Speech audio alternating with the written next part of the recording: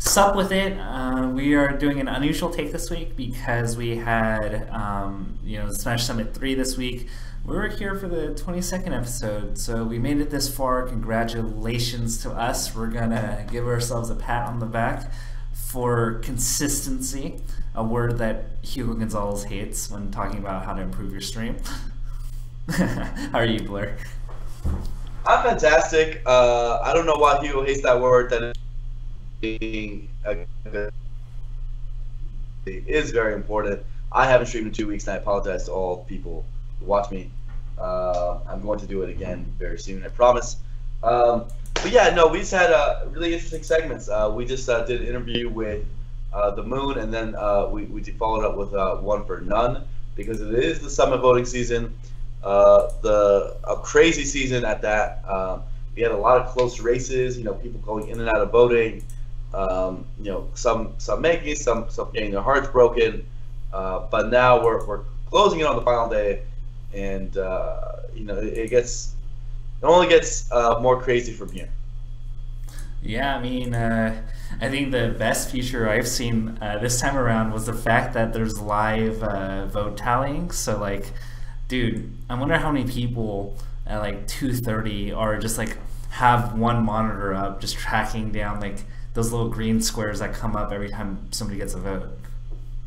Well, I know for sure. Like, so we have a weekly Smash meeting with me, Nintendo D1, where we talk about like some of the stuff we're working on Smash, and we actually had it timed exactly for the last period where PPU and SJ were going at it. And we had it like open on the big screen, and I know a lot of people have been getting together for those final moments too. I think what's cool about it is a lot of awesome content's been made because of Summit. Like, if you just look at the Summit is so good for Smash in the content sphere, because you have Summit 2.5 that Mango's gonna do. So that's gonna be like a month, like a week of like really high quality content where he's gonna get a ton of viewers, right? And then we have the Summit voting process where everyone starts streaming and like making their cases and building out, content around that. And then we just did interviews. Obviously, we do our show. So there's like, even outside of the tournament of the Summit ends up affecting Smash's growth a lot. So I really like that. I know a lot of people at the same time on the other side of the coin don't like how stressful the process can be for them, especially the players. And I fully sympathize. But that's kind of how Summit goes, and for the most part, I'm excited to go, and I'm excited to see how these final votes shape up. Kids, prediction: who do you think is going to make it out? If I were to go on a gut, and this isn't like me making any endorsements, so like I want to just kind of emphasize that I'm not trying to pick sides here in terms of like, oh, you should vote for this guy, but I think 4K, honestly, at this point is huge. Mainly because the Spirit Bombs have been released, and most people who would have supported, people with their money, and they're about like 100 to 200 votes, have already come to pass. That I'm not sure how many additional people are going to come in and kind of bring in 200 more votes out of the blue. So you're saying 4K is really a lot. I don't know if I agree with you, but so you're saying Withrobe and None, who are currently at the bottom of the pile, like around 4K behind Ice and Moon, you think they're genuinely in trouble? Yes, because the Spirit Bomb for most people has only been like 4 to 6K, and so there was a Spirit Bomb for Duck that was like crazy. Like for most people, I mean, aside from Mafia and Duck, and I know that Duck. I mean, I've seen their Spirit Bombs before, and so I was perfectly, aware. I haven't really done an update on like whose Spirit Bomb is bigger, so I'm kind of blind at this point. But I can't imagine them having like a 10. I mean, if they had a 10K Spirit Bomb, I think it would have already came out. Yeah, I mean, I don't know if I agree with you. I feel like a lot of them are wisening up to it now. Like, I'm seeing Moon and Edgar and all of them like start posting in groups now, to try to promote themselves. Yeah, but wouldn't they? I mean, you're putting more strain on your fan base though by like going to day 3. And I imagine if they had like a 10 to 15K Spirit Bomb, it would have already came out on day 1 or 2. Maybe. So I guess it remains to be seen. I think both of us agree that like somewhere around 53, 52 is what it'll take to win this whole thing. And Yeah, I guessed around 52. yeah, it might be more now because it looks like Ice is the leader and he has about 44 right now, and there's still like I mean 17 hours is a lot of time. Yeah, I would say like 56 is probably the ballpark number. Yeah, so if they're making their spirit bombs, and I hope they are because they're not going to make it in if they're not doing one, they have to be looking at almost 10K plus. And I think that you might be right. Like, if the spirit bombs cancel each other out, this 4K lead for Ice and Moon might actually be significant. So yeah, I mean, I'm not saying they're a lock, but I think I think the fan bases of the Moon and Ice might be a little bit bigger. I mean, the tough part for me, like you mentioned before, is I like all four of these candidates. I think they would be great candidates, and you know, regardless of the outcome, I'm happy with whoever comes out of this. Yeah, I mean, and you know what? I'm happy. If they could have picked 6 random names from that list, I would have been happy, honestly. Because I mean, end of the day, it's gonna be a dope event. You know, people freak out too much. I think Pew Pew made a post about how stressful it was for him, and like how the Smash community has been handling it. And it's interesting. I know that this season could get a little vicious because everyone's kind of becoming their own little politician, right? But one thing I would strongly encourage from the fans is to not especially towards Mafia, to don't be aggressive about it. Like he's gonna be great for the event. He is a good player. Chill out. Every Smash Summit has had some sort of we had Alex Antilla the first one. We had Kage, Esam. Like all those events were amazing. Chill out. And let the man live. Let the man have a good time. Yeah, because it kind of sucks for him because it's like he's a great kid. I mean, he didn't do anything bad or wrong. I mean, he's a kid with a region that really supports him. And, at the end of the day, I mean, isn't that something we want to celebrate in the community that a region comes together and they love their player so much that they want him to have his chance to, shine? Yeah. The last Dope Peach, man. So yeah, he's a good kid, and I think he might do better than people think he will. Yeah, I think the unfortunate thing about Mafia though is that he's probably not going to be put in a position to succeed because he's going to play the first seed of the tournament and then the loser of 8 or 9. So basically, like probably an Armada, $100 for Mango, and then immediately after you have Shroomed or West Balls, and like going 0-6 in that is. There are countless people. I mean, I'm pretty sure like 99% of the Melee population would go 0-6. Right? Yeah. So, just want to give them props. It's like, they're people too, and like it kind of sucks, if we lose a part of a person's personality just because of everything that's going on. Yep, it's an invitational. That's just how things are. You can't invite everyone. 16 minutes. That's like the. End of the day, it's like that's the charm of it, right? An invitational in a house. You can't fit everyone in the whole community in a house. They have to be picky. I know everyone wants to go, but at the end of the day, it's a house. So sacrifice have to be made to make the format good. And obviously, the format has helped Smash a lot. We could talk till our faces are blue about whether the voting system is fair, or if it could be formed a different way, whatever. I don't really want to focus on that because. Like I think as quickly as these complaints come, they'll fade away until the next summit, and the event is really the focus to me, and what we should do. I do think that obviously a lot of the criticism are valid. I'm not trying to dismiss them. I just think that you kind of got to play within the system if you're one of the players, right? So it is you opt in, that's what you kind of sign up for. Yeah. It's not saying deal with it. I'm just saying. I mean, what are we going to do about it now, right? it is what it is. Yeah. And I know that, based on your tweet, you've had some, similar things you wanted to talk about with community. And I think it's a good segue to talk about it, right? 2GG? Yeah, so 2GG put out this big post. If you guys don't know who 2GG is, they're a big Smash 4 organizer based out in SoCal. Hosted by Champ. Yep, that's the same Champ as Super Champ combo. He's the ultimate homie. I try to help him out and whenever he can. He's a great guy. And they host great events. And he was talking about how, they had hate for this and that. And, especially, when their dates conflict with other events. They have a lot of backlash. Most recently, Don't Park in the Grass was on the same weekend as theirs. Aiden did a video about it, and it doesn't feel good on their side because they're just trying to do cool things for the community, and they feel like they're stepping on a lot of people's toes, or that people have questioned their judgment and stuff. I think the natural reaction to that post has been, 2GG, you're so amazing, chin up, all that stuff, right?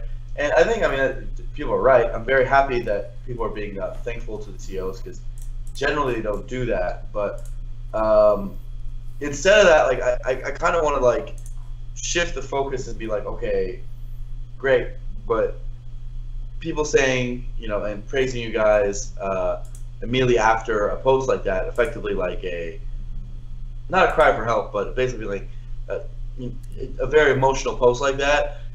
It's really cool for the first 24 hours, but then business as usual continues after that. Yeah, go ahead. I kind of my concern is it's I can't read into intentions, but my worry out of this is that people are only kind of quote unquote caring for Champ because they might lose something out of it. And my question is how many people actually do care about Champ? Yeah, he's a great guy. That's for sure. And I don't think it's if he stops hosting tournaments or whatever, he stops hosting tournaments. It's not the end of the world. If he should do whatever makes him happy. If hosting Smash tournaments doesn't make him happy, he shouldn't do that. But for me, when I read a post like that, I'm like, bro, I've been there. I've been there.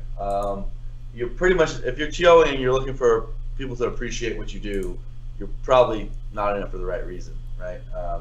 That's a really hard thing to swallow if you're a TO because, as a lot of players are motivated by that reason, a lot of commentators especially are motivated by that very reason.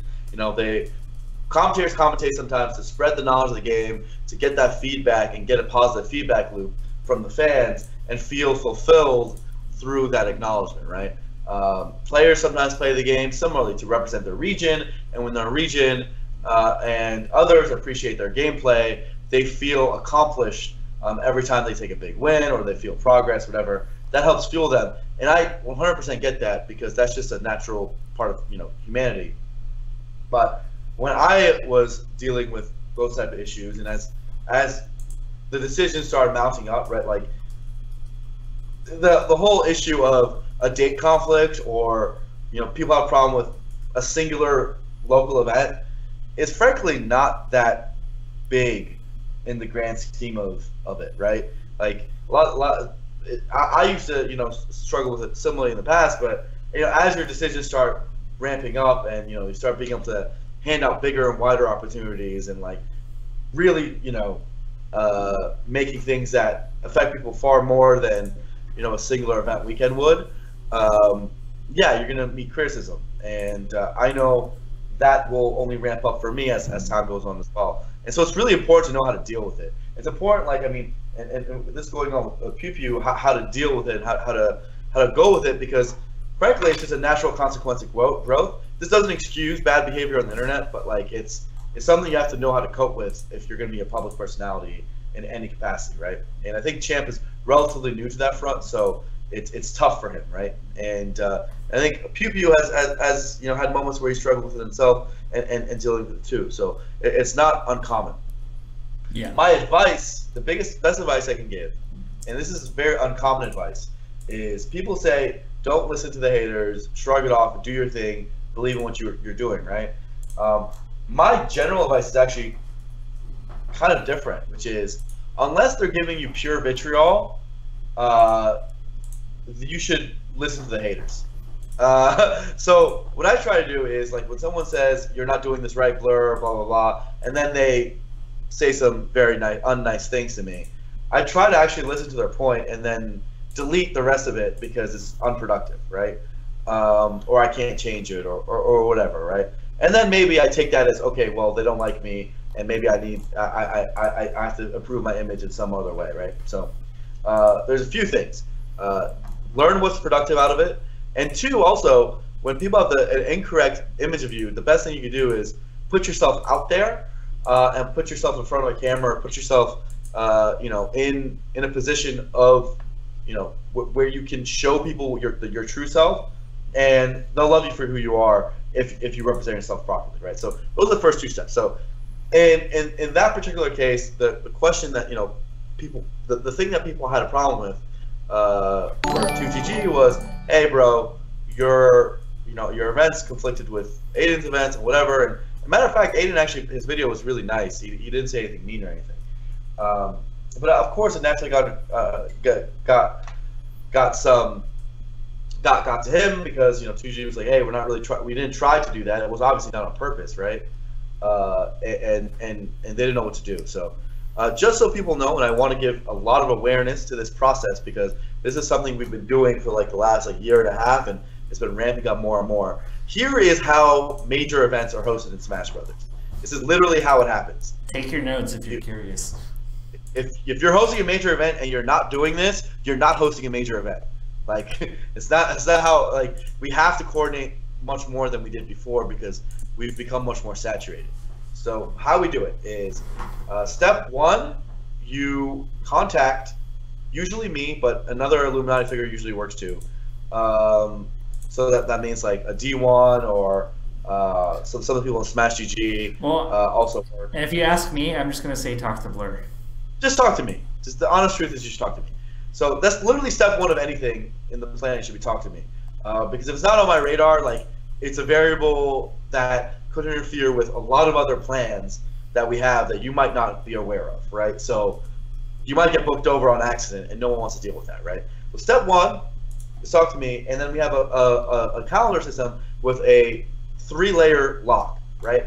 Layer one is what I like to call your event is marked. As in, we put it on the calendar, it's marked on there, but it doesn't really do anything other than it reminds me whenever someone else is trying to take that date, and so I can communicate and talk to the people, right? Number two is a tentative lock, which is, okay, your event's becoming much more solid. You haven't really booked your event, you haven't really locked in anything, but we're gonna keep it there and try to defend you as best as possible. But you're not you don't just have the weekend, right? And number three is straight up lock, and this is usually reserved for like the biggest events, or like let's say the 20 or so biggest events or 25 biggest events of the year, and it's like no one's gonna mess with you, right? Like we will make sure of it. So that's step one. Usually the next step, and this is if you want to go into the consulting effort, not every TO is in this yet, but I'd say about 60-70% are, maybe 80%, is the pre-planning meeting, which is you go talk to me and we go on a meeting for like probably 1 to 2 hours, and you have to bring in, at that point you should have prepared enough to bring in your floor plan, your budget, your content and event schedule, and we talk it over and we see what you're going to do for the event. And I then push things like promotion, which includes like potential front page promotion on Twitch. I tell you, what we need to do to organize the event better, or how it could fit with other standards that players are now expecting, or commentators are expecting. I look over your budget to tell you, hey, I know you hosted this event last year, but commentators are expecting to get paid X amount this year, or players need this to come out. Here's how you can improve your compendium, and I can link you with like Smash GG, blah, blah, blah. There's a lot of different things that we go over in that meeting in particular. Do that with like everybody. Then there's the event, right? Sometimes if you're a big enough event, I have like 7 pre-planning meetings, like with Genesis, for example, right? And then there's the event, and then there's the post-mortem, which is like where we go overview the metrics of the event, and we talk about both how attendance and registration went, how viewership went, what could be done better, blah, blah, blah. This is the process, right? Most CEOs know this right now. Right? I feel like getting married is easier. Maybe it's easier, right? Some TOs don't know it, so I need to keep spreading the word for where the holes are missed, where people are missing in it. And I definitely am like as people know, I'm pretty overworked, so I try to get to everyone as quickly as I can. But realistically, this is how it's been operating, and for the most part, it's been extraordinarily good for the community, right? Because more eyes are on events. TOs we at least can make them lose less money with catastrophic mistakes and without calculating for certain things. We have shared resources. Like I have a bunch of documents I've created for best practices that's been helping TOs. Things like that have been moving along quite nicely. That made the scene better. But there's still some TOs not in that gap, and those TOs, I hope at least the fans at home can tell them, what do you have to do? Hashtag talk to Blur. So that's please do that, so that you're not missed, and so that you don't feel bad when things like this happen.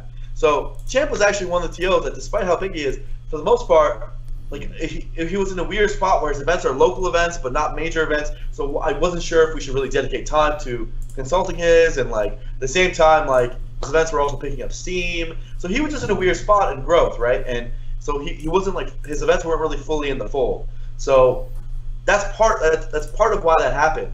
But it's also a super fixable problem, right? If he wants to continue his events and make them bigger, that can happen, and those event conflicts won't happen as much, right? They will still occasionally happen, right? There's actually no weekend fully available until the end of the year right now, right? Unless you want to do a tournament on Christmas.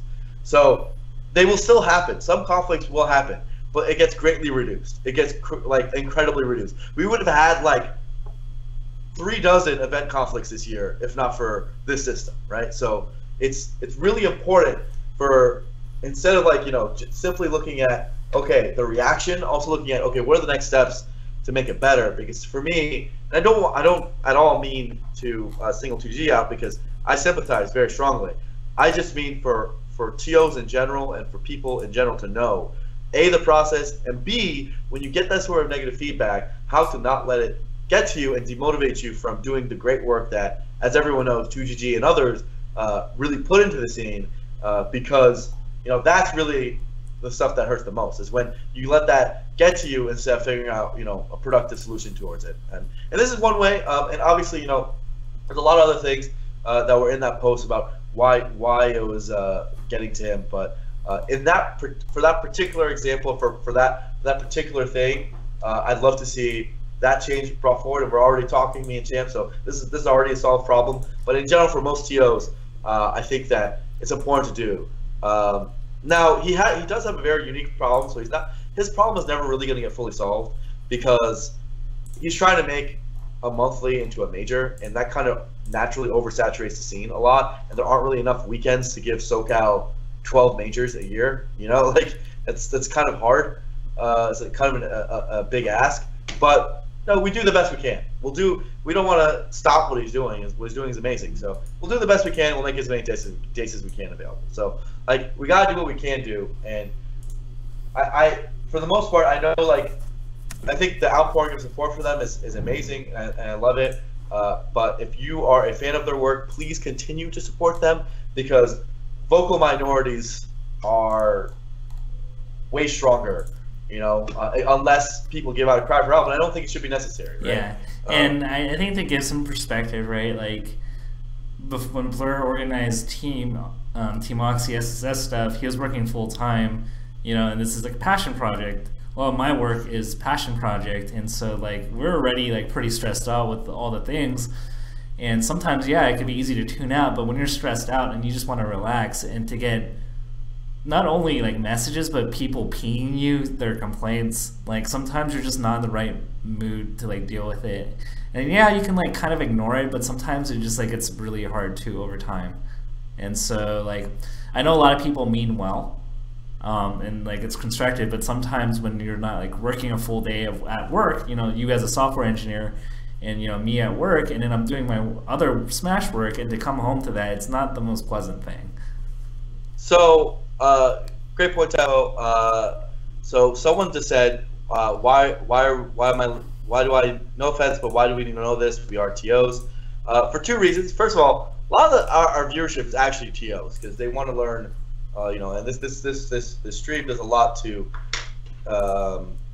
spread a lot of that knowledge. So there's a lot of TOs out in the scene, man. So a lot of people are TOs, but also if you are a player within the scene and you see a random dude in your scene being like, hey, I want to host a major, all that. Let them know, because I can't talk to everybody, right? So this is one of the ways I can spread the word. I used to have a very strict policy of like, hey, how am I going to do? And Taffel, I'm sure you were like this too. How do we help grow the scene? And I almost always worked behind closed doors and Facebook messages and all that, because I thought that was just the most efficient ways. Like, something like this would come up, and I would strictly just talk to Champ and be like, hey, let's fix this, and it'd be over, right? But the community's gotten so big, and the workload on people like me have gotten so much that to manage it all, that platforms like this are really necessary to get the message out there, because we don't have like a strict org chart, right, where we can filter down roles and responsibilities. We kind of need people to be informed and be part of the process, because we're a grassroots community. We have so many changing faces, and our growth is so fast that putting the word out there and building best practices and building like processes only happens through communication from the top down in situations with shows like this, right? We don't have someone managing the guy in, like, we don't have like a Canadian regional head who then manages the Toronto TO, who then filters that conversation up to me. Like, that's not a thing we do. We have to do it through communication because we're grassroots, and that's the only way we got. Yeah, and we're building awareness here, so just in case there's a future conflict that happens, we would rather have more people knowledgeable about the situation. So like if a TO in your region wants to create a major, maybe one of the people from this region watch Commentator's Curse, and they're like, oh yeah, you should talk to Blur, and that's much more important because we don't have eyes everywhere despite being the Illuminati. New Knights 48 says, I'm just a specter, am I unimportant? No, you're not important. We spend a lot of our shows talking he is important. Sorry. You said he's not important. No, he asked the question, am I unimportant? Oh. I said, yes, you are important. But for you to continue spectating, we have to put out PSAs every once in a while, just to help people understand how these things work. And not only that, I think as a spectator of Smash, if you care about Smash growing, the story of Smash as an esport and its growth as an esport is so unique and so interesting that watching us do it differently from other esports is like, it's like kind of part of the fun also, at least for me, right? Like, imagine a world. People imagine a world where Smash Brothers in some way becomes the biggest esport, right? Despite all of the disadvantages, despite like the multi-million dollars that all those pub devs put into their scenes, like, it only gets done through hard work. It only gets done through this sort of communication and growth. And we have our own unique path. We've been doing pretty good at it. And if you want to continue spectating, you want to continue having fun with it, also spectate the politics and growth of the scene, because it's really important. Yeah, I think we do a lot of great things as a community. If we're going to be a little self-congratulatory, that a lot of communities look to us too. So I continue to hope that we continue to blaze some trails here. What was it? So, overall, I think this is a good time, just as a general PSA, thank your TOs. It's a long job that doesn't pay, and you get the most scrutiny out of everybody. So, yeah, I think maybe we should create a national TO day or something. That's not a bad idea. You know what? That's not a bad idea. Can we put that on the calendar? Yeah. Maybe. I don't know. We have to figure out who it's named after, right? There's Martin Luther King Day is named after Martin Luther King, right? Let's call it Champ Day or Juggle Day, or I don't know. I have a better name in mind. Well, the issue with calling it that is that people will forget that it's all a blur to them. Oh, of course I didn't mean myself. I meant the legend Sheridan. Oh, shit. Dr. Z Day and Sheridan. Sheridan would be dope. Sheridan. Okay, I can jive with that. Sheridan would be dope. Anyway, I want to get that point out there. Another topic I want to talk about, and I think this is something that's on everyone's mind, is Nintendo just announced a new console. Yeah, I mean, The world's in flames. I think the God damn, ever since Alex made that stupid video, or like has been doing the Armada impersonation, I've been so self-conscious on streams to say I think, because the only thing I can think of is Armada saying that. Anyway, we got the Switch out there. I was intrigued. What were your thoughts? Um, I mean, it's crazy, right? You can apparently take the controller out, and then you put it back in, and then you can play it on TV, and then you can play it on your hand. That's nuts. That's crazy. How they do that? That's crazy. Like, it looks so seamless. Yeah, I think the biggest topic, I think there are like two topics as a Smash community that we kind of wonder about. Like, interesting enough that we didn't see any Smash footage when we saw a lot of like the retro Wii stuff, like Mario Kart, and the esports segment at the very end. So like, it brings back. So what are the things everyone spams, like almost meme like, and have for like the last decade? The two main topics that everyone's waiting for, along with KOC 5, is a circuit and Melee HD, right? And obviously people draw natural conclusions, right? It's okay, wow, that's a stadium, it's so serious, they must be into esports, and who knows, maybe it's a tease. Like, I think a lot in the last couple of years, we saw them at least putting advertisements on our events. That's a little bit of a heightened involvement at the very least. They're clearly, that sort of video goes across a lot of people's desks, right? This is the most important announcement of their last 5 years, right? Announcing a new console, or I guess last 3 years, however long it's been since the Wii U. So everyone in that company that's a high-level decision maker has to approve that video effectively.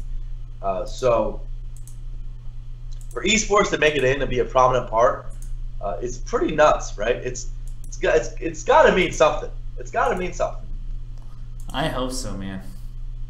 I hope so, man. I hope so. Because so I've talked about this many times. We can only dream, right? And my hopes, my heart can only be broken so many times, Blur. Yeah, man. I mean, we're gonna be a beautiful thing regardless. But it's a news story, right? It's at the end of the day, like, it's kind of crazy. They have a new system. A lot of people were wondering what they were gonna do with it, how it would change things. It looks like it has USB ports, so the GameCube adapters probably work with it. So if there's ever a new Smash Brothers game for the Switch, and I'm sure there will be at some point, we will probably be able to use that. And there'll probably be a lot of other control schemes, and we can start playing portably with controllers, and it's at least lends to a lot of possibilities. Yeah, it's gonna be interesting. I think the other big question I have is like, how are they gonna handle LAN? Because we have issues with wireless controllers, right? And how do you, if you have like 400 of those in a venue, let's say like that becomes some sort of competition. I wonder how it's going to be handled. So I hope there's a cord. I think there's probably going to be a cord. Knowing them, I wouldn't be surprised if there wasn't. Well, let's hope there is. But, yeah, so that's probably the most direct way we've seen Nintendo acknowledge esports ever. They didn't say the word, but they might as well have, right? That was a very, very, and it was part of a system announcement, right? Like, that didn't have to be in there. It also shows like who they're trying to market towards, so they at least have their eye on it. It's very interesting, like how it was categorized. I think you guys, people are asking about Splatoon. ESL actually runs Splatoon stuff for their, like, they do like Go 4 Cups, if you guys know what that is, out in Europe. And they had a tournament, I think, at Gamescom. I'd recommend you guys watch that, just to see what like an ESL / Nintendo produced event looks like. But That at least is, there's something going on there with Splatoon. There's something there. Maybe it translates to Smash, maybe it does not, but it is a news story. It is something to keep an eye on. Yeah, I mean, for the most part, that's definitely better than nothing. So, kudos to them. Maybe on the offside chance they do get it right. Maybe there is an alternate universe where like Nintendo, we work in partner with Nintendo, and all the things on our wish list actually happen. Right? There is an alternate universe there. Yeah, man. Alternate universes. So, it's generating a lot of discussion, a lot of buzz, and I think for me, like, it's a tough dilemma because, like, the only video game I really do play is Smash, and so I'm probably not going to jump on board right away to get it myself because I mentioned on Twitter, I bought a PS4. I have yet to play it. Why'd you buy a PS4? Honestly, like, all right, chat, maybe you guys can enlighten me, but is there a single Xbox One or PS4 game that I literally can't name one that I would want that I don't already have on PC or I could get on PC. I don't know of one exclusive that actually I would care about for either of those. So for me, I wanted it. I know Street Fighter V technically doesn't really count in that category, but because like it was officially on the PS4, I was worried about certain things, with the PC port. That's like part of the reason why I got it. There's Persona 5 coming out. That's a good point. Bloodborne, people are saying, dude, does Bloodborne really? I'm not the kind of guy that Bloodborne's gonna shift me around, man. And I guess I got it also because I'm a general Final Fantasy fan. Last Guardian's not out yet, right? So I don't know if it's good or bro. Like. So I'm probably gonna get Final Fantasy 15, and that'll probably be the first game I touch. I still have a sealed copy of Street Fighter V that I have yet to open. So far, Persona's the only reason I would get these systems. And I don't know why don't they release Persona on PC? Do they have a reason? I don't know, man. I don't know, man. You're asking the wrong guy. I like that about Nintendo strategies. They at least if they're gonna play the console game, they're gonna make themselves different. And I know some people, say blah blah blah. Is this that why can't they just do a traditional console? But for me, dude, the traditional consoles have no place anymore. Like I don't see the point. And so something more innovative, at least, keeps me interested. There was one thing that made me a little bit uneasy about it, though. Did you see the frame rate slow down on their games? No, it's probably like an early build. Like, are you worried about that? I am actually kind of worried about that because, like, I think, God, I hate saying anything.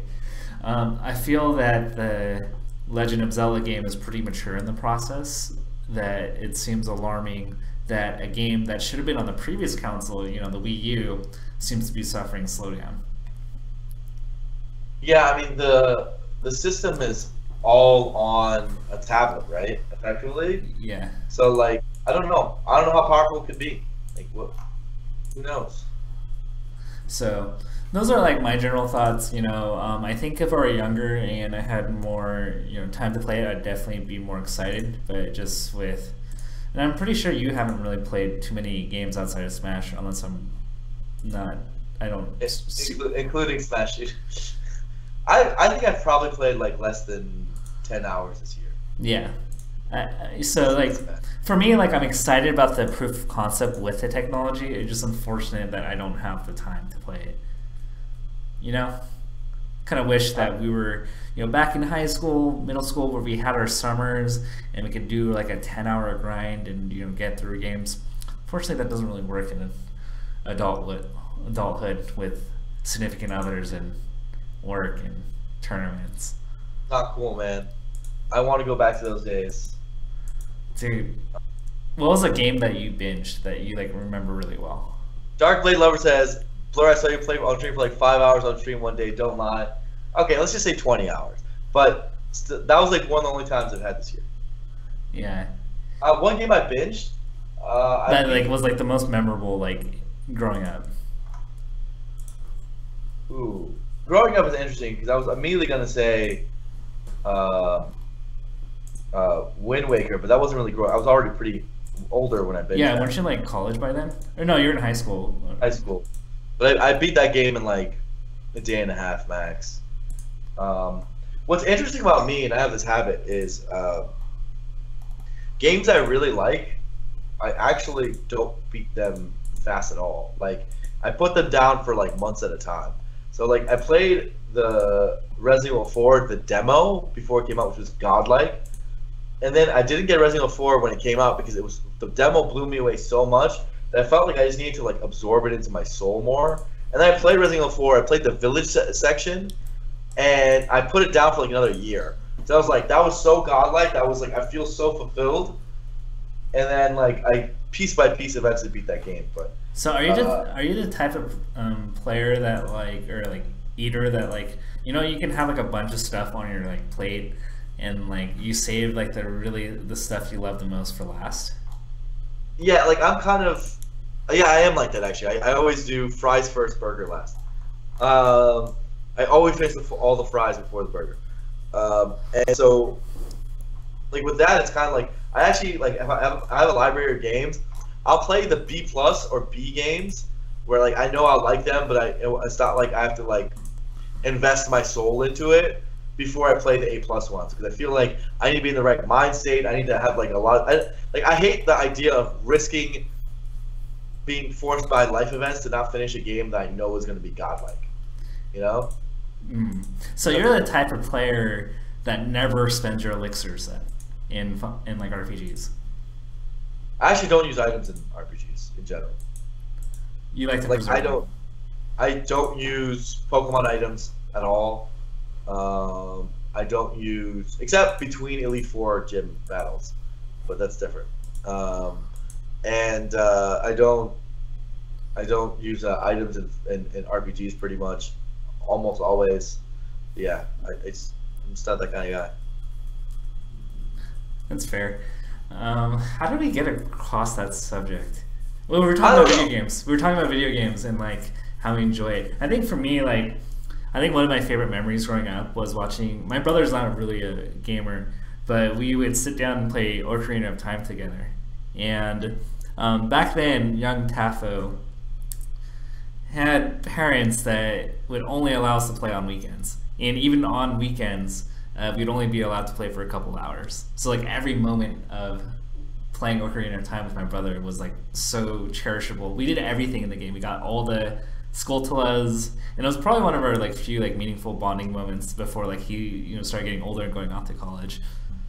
So young Blur, when he was on his come up, actually until I was like I think like 12 or 13, pretty old, I was only allowed to play video games for I think an hour a day or maybe like might have been 30 minutes. It was not much, right? Dude, good luck getting through like a Final Fantasy. And so what I did was I back then I had to play with guides, with Prima guides, because it was too inefficient. Like I would get lost or I would mess up and I'd feel terrible because I wasted my whole hour of the day without knowing what I'm doing. So I did use some guides. Eventually I started learning to beat games without it, but number one thing I did was I played for an hour and then I wrote for like another 3 or 4 hours about it. So I had like two journals. I had one journal which was summarizing what I did, like for let's say I was playing a Pokemon game. I summarized what happened during the day. I wrote down all their levels and moves of my entire Pokemon roster, just so I had it like on paper for the next day, just so I don't mess up and I have everything planned out. And then I planned the next day on paper. And then I'd also have like this other notebook because I just wanted to write, and I was bored as a kid, where I like basically wrote fanfics of like me and my Pokemon. It was great. So yeah, man. The struggle as a kid, man. As a kid, my parents didn't let me play much, but I made up for it by pretending to play and writing it down. That's actually really adorable, Blair. You can read those books, man. I had a like my starter Pokemon was Chikorita. My Chikorita was what, I don't remember, what was the name of my Chikorita? I don't know. But like we're talking about like novels, like huge books. I had drawings, like I drew entire Pokemon cities. I like made up Pokemon cities, and like I had characters. It was quite the cast of characters, man. It's actually quite well written for like a 6-year-old, or however old I was. Maybe I was 8. Pretty good, especially since I didn't learn English until I was like 5 years old. Like I started my early life in Iran before moving over, so I didn't, I was like 3 years into the English game and I was already a novelist. Holla at me. Damn. It's actually, I didn't know that about you. That's actually pretty adorable. There's one Pokemon commercial that actually was a near tearjerker. It was actually fan made. Before this is the last thing we'll mention before actually going back to talking about Smash. It was this like commercial. It was fan made, not made by Nintendo, endorsing Pokemon Sun and Moon. And in the beginning, you see this like little kid play like Pokemon Red version on a Game Boy Color, and then he's like playing Pokemon cards as a little kid. And then like flash forward to like this like mid-20s guy who's like in the office. He has a business suit, and then like he goes to like a store and sees Pokemon Sun and Moon, and it says like, and like in the meantime it shows like a Charmander evolving to Charmeleon, and like the tagline is like, you see us, like we evolve, but now. And that's like it was really adorable. It was amazing. I mean, dude, I'm the same. Like I've actually played all the Pokemon games up to X, like Pokemon XY. So I kept playing. If they just put difficulty levels on those games, I'd continue to play. But there came a point where I was like, man, it's just too easy. It's just too easy. Like I can't. Like the fact that I can still beat the games by just spamming Ember, like I need some difficulty levels, bro. I'm a big Pokemon fan, but yo, please add some difficulty levels, Nintendo or Pokemon Company. I want to keep playing. But anywho, that has nothing to do with Smash Brothers. I think we just like totally tangented off for like a good portion, but you know what? Yeah, I think the people will like, because we talked about like the Switch, and we didn't actually talk about Melee for like probably the past like 10 to 15 minutes. Yeah, I mean it's kind of related. It might not be related. The Switch might not actually affect Smash at all. But the speculation is what relates to Smash. Yeah, and especially the esports end of it, like that's significant, right? So, we'll see, man. But yeah, like those were like my initial rant topics that I want to go over. I want to get off my chest about summit voting and what people can do about feeling down from community feedback. The 2G outcry. Much love to them, and and giving some of that. And also we have the Switch coming out. So those are some big pieces of news to hit the airwaves since our last show. And we also had a really dope tournament last weekend, Blood for Blood, which had some surprising results. We're not going to talk about my results that tournament. Okay. I don't remember your results. Okay, exactly, because apparently I have a Jigglypuff problem again. I lost. Who'd you lost? I lost to Dr. Z. Oh. I lost, and then I lost to Amita at I lost to Amita too. That sucks, man. So you gotta give them props. They're good, but I feel like I've forgotten a lot of my game plan for Puff. So just gotta come back stronger, but definitely not very happy with how I did. So, Blood for Blood, just to recap for everyone, 502 attendees, largest one-day tournament of all Melee history, by a pretty substantial margin, actually. So it was pretty dope, and we ended up having a SoCal versus NorCal showdown. Some of SoCal skipped, but frankly, like most of the relevant names, like still made it in West Balls and Lucky. Lucky had like a cat attack his hands. So West Balls in many ways was like the guy, right? And he actually went on a hell of a run. and showed a lot of heart in that run, but he got stopped in his tracks by Kevin Toy, Pew Pew You, who ended up taking the whole thing. Yeah, I mean, I think in the beginning, it looked dire for SoCal. And, SoCal ended up losing, but like SoCal, one was like top 12, top 16. Like we kind of concluded that everybody was going to eliminate each other. Yeah. But for what it's worth, West Coast, put on a pretty good show, right? And yeah, no, there was a moment there we thought West was going to do it. He could have done it. Yeah, the door was open. I gotta say. Yeah, I mean, obviously now NorCal's banned their turf, so. What does that do? What does that do for SoCal now? That's they took the bacon and they kept it this time. Yeah, they straight kept it, homie. And SFAT didn't even win. It was Pew Pew. Yeah.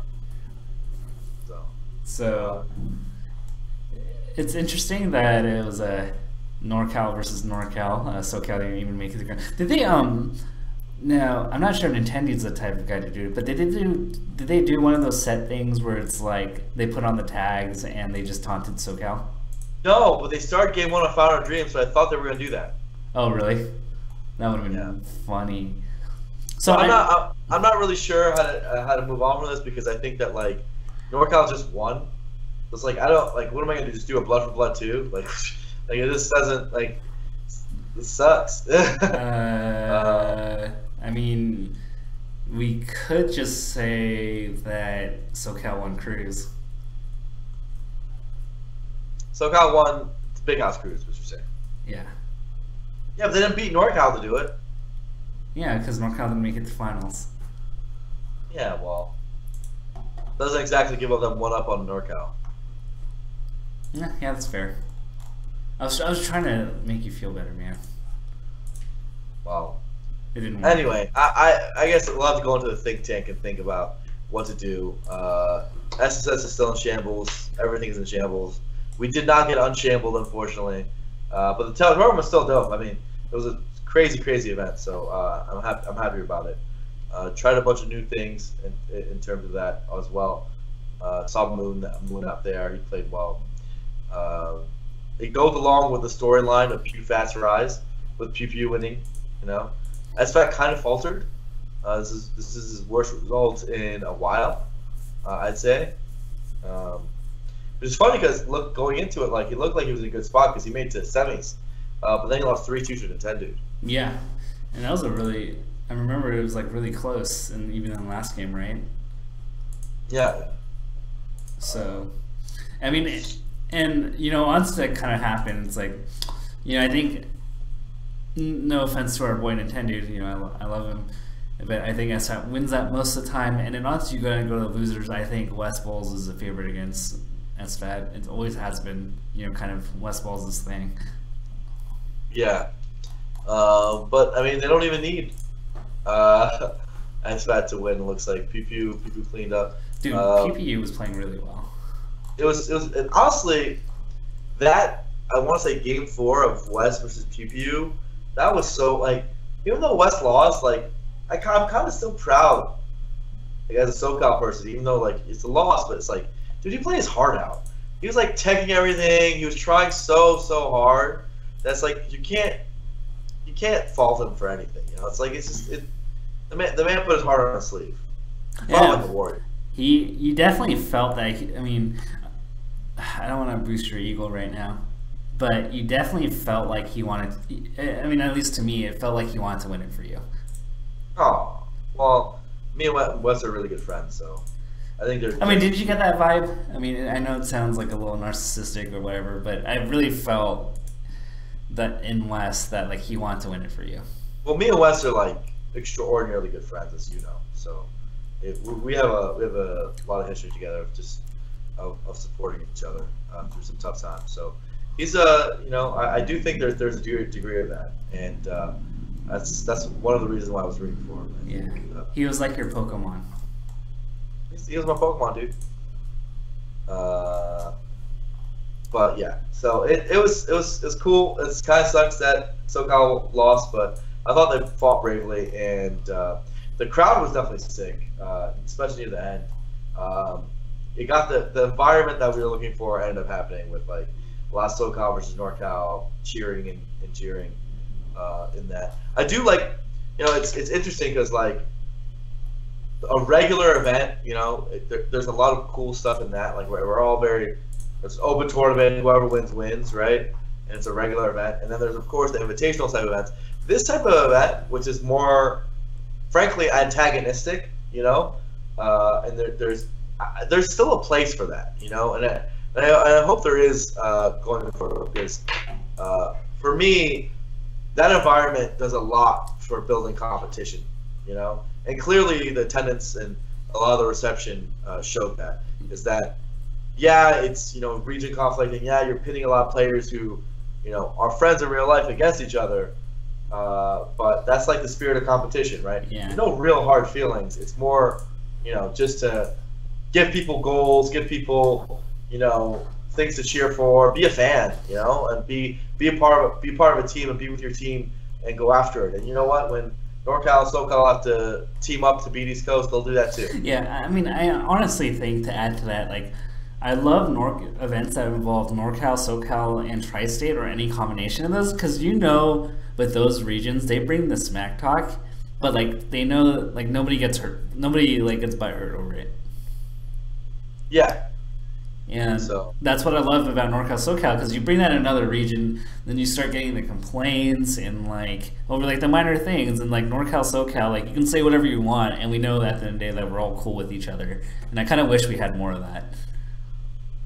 Yeah, so it's it's important. Nowadays, we've done it for those sort of rivalries that people really appreciate it. It's fun, and it's all good fun, and I think those sort of events do a lot for the history of the game, right? Like you can track the NorCal SoCal rivalry through years and see how it's shaped up, and that's fun. NorCal's got the edge right now, though. Yeah. Wait, Blur. What's up? Blur. What's up? I know I'm West Coast. No, I'm just kidding. Anyway, so yeah, I mean, good stuff. I think the other outlier thing we had was Shroom losing to East Coast Jeff, and then forfeiting losers to, I believe, Zelda Freak. Yeah, not so hot. And then there's Squid went on a crazy run. He ended up getting 5th. Yeah. And this kind of goes to show, like, I knew Squid could do that. Like, people don't understand how good Squid is. Like, there's a conception outside of the region that, like, Squid is any lesser, or that than a lot of those other people. But I think there's a decent argument for Squid above Connor or Hugs, right? And I mean, even outside the region, like, I think we talk about face roll so much, people would maybe assume that people in SoCal consider face roll to be better than Squid. And matter of fact, people consider Squid to be better than face roll. In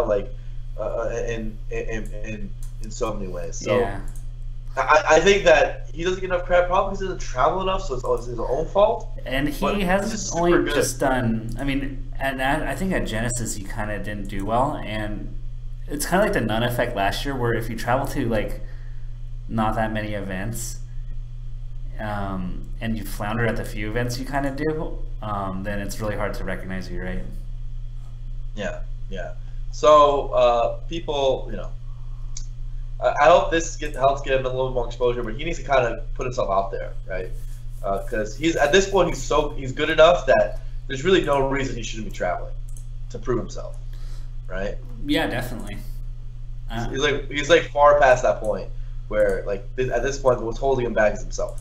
It's like one of those cases where I don't know if you did this is in Kingdom Hearts, where you play that little like parry game to gain experience points to gain levels before you actually fight, and you're like level 50 before you even leave the beach. Yeah. Have you ever? I guess you haven't played Kingdom Hearts, have you? No, I haven't. Oh, okay. Darn. Dang. Wait, really? No. Okay. Well, where people don't squid the most is from the 60 Seconds documentary. I think that's like such a good documentary. I love it. I do. I wonder whatever happened to the Sheik player that's like the up and comer. I think he's still playing. I mean, but like in terms of results. I'll see. Maybe they should create a follow-up to it. I'm kind of curious.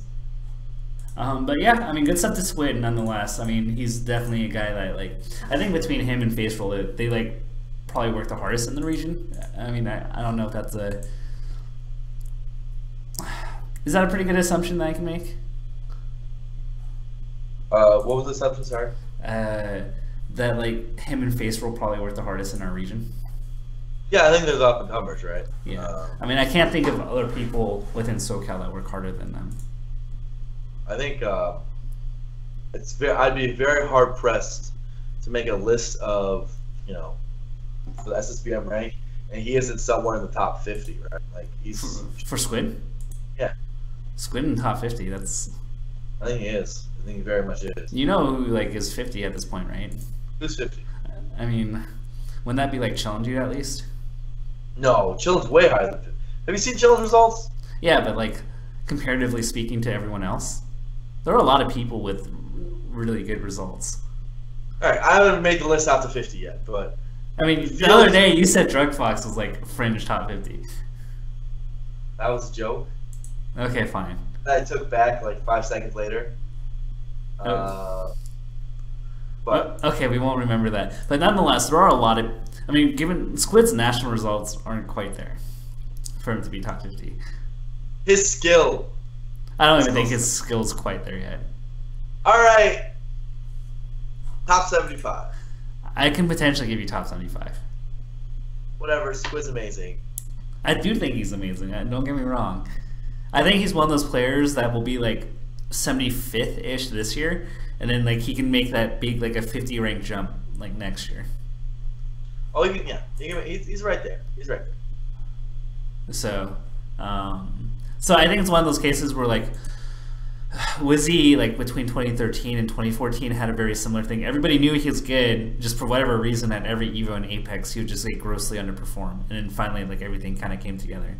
The Moon was kind of like that too in 2013. Lost to like Oh Really at Evo, and then like he kind of blossomed shortly after that. So that might be, you know, Squid in a year. Possible. All right. So what events did we got this weekend? We got Eclipse, right?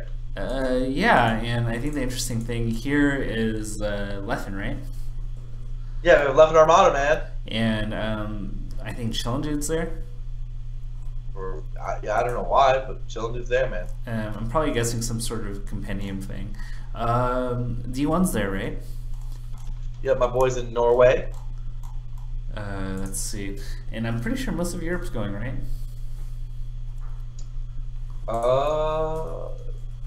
Yeah, I'm pulling up the page now. I think pretty much everyone.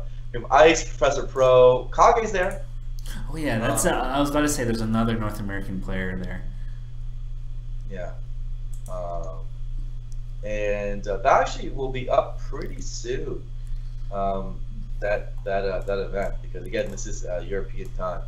Over Trifor, Chillin, Prof, Ice, Leffen Armada, Zagetto, Fuzziness, Kage. So Android. I think for teams to see Armada Android versus Leffen Ice, that's going to be quite the final. Yeah, I mean, I think Leffen. I think Leffen Ice is the team that consistently gets slept on. Like, they're, for whatever reason, they're not really put in the conversation very often. Yeah. And they're a good team. Yeah, so that's cool. Yeah,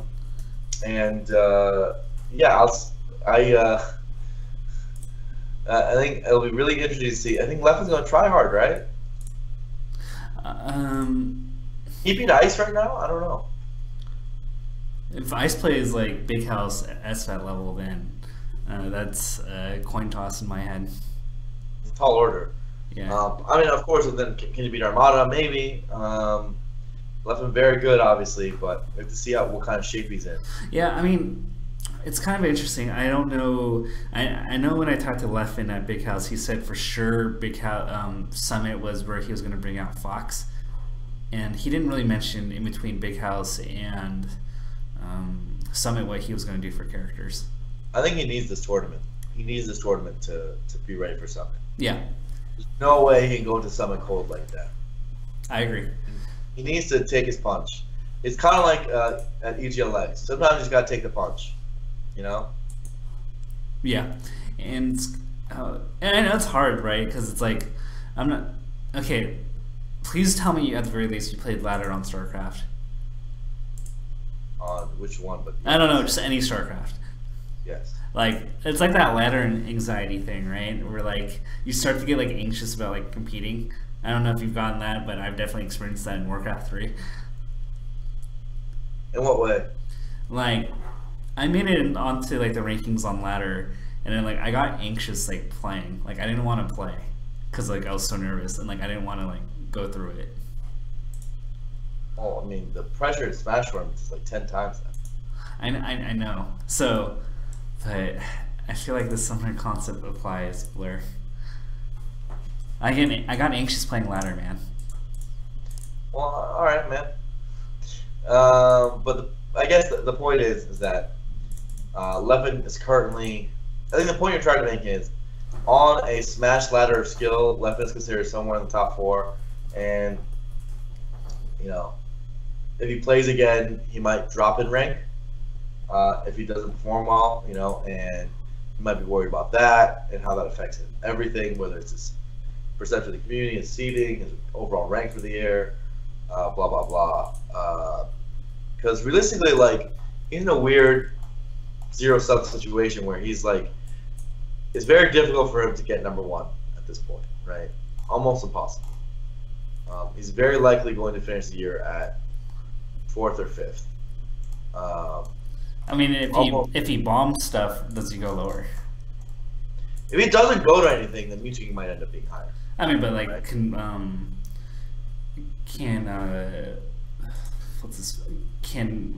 he go lower than 5th? Leffen. Yeah, if he bombs, of course he can. So I mean, there's potential for him to drop, right? What if he bombs Summit and DreamHack? And he's going anyway, so he's got to perform. Yeah. So it's part of being a professional. So I think he needs Eclipse. Eclipse is a really nice size tournament for him to get his feet wet and get it all back. He should be fine. But we shoot our Geeky Goon Squad guys. So make sure to check that out. Armada versus Leffen, and then Ice in the mix. And I think that the way Ice has been playing, I mean, he could just take it. Who knows? Yeah. It's gonna be. I think Leffen will. I mean, would his worst be top 3? Like, I can't see him going lower than 3. At this tournament? Yeah. He's not losing to Prof, is he? I mean, he's lost to Prof before, but very unlikely that he loses like losers. So I'm gonna probably put him at 3rd at worst. Kudos to Ice if he can take it over. Yeah, and I don't think it'd be that in the world if he loses Ice. Because Ice is ridiculous right now. Second would be like, hey, that's par. No one's gonna, no one's freaking out. If he gets first, then it's like, oh crap. Watch out for him at Summit. Yeah, I mean, he can definitely. I think it's in the realm of possibilities, right? Like, I mean, he won't gobble, so he can win this. And he seems to have Armada's number this year. It's gonna be interesting to see what Armada decides to do. I mean, he was, pretty set on Peach against Mango last time, and so I'm kind of curious to see, because Leffen's Fox was one of the reasons why he kind of gave up on Peach, right? Yeah. And so I'm actually kind of curious to see how Armada approaches this, if like he just kind of uses this as an experiment, or if he, just decides to go Peach the whole time and that's his game plan.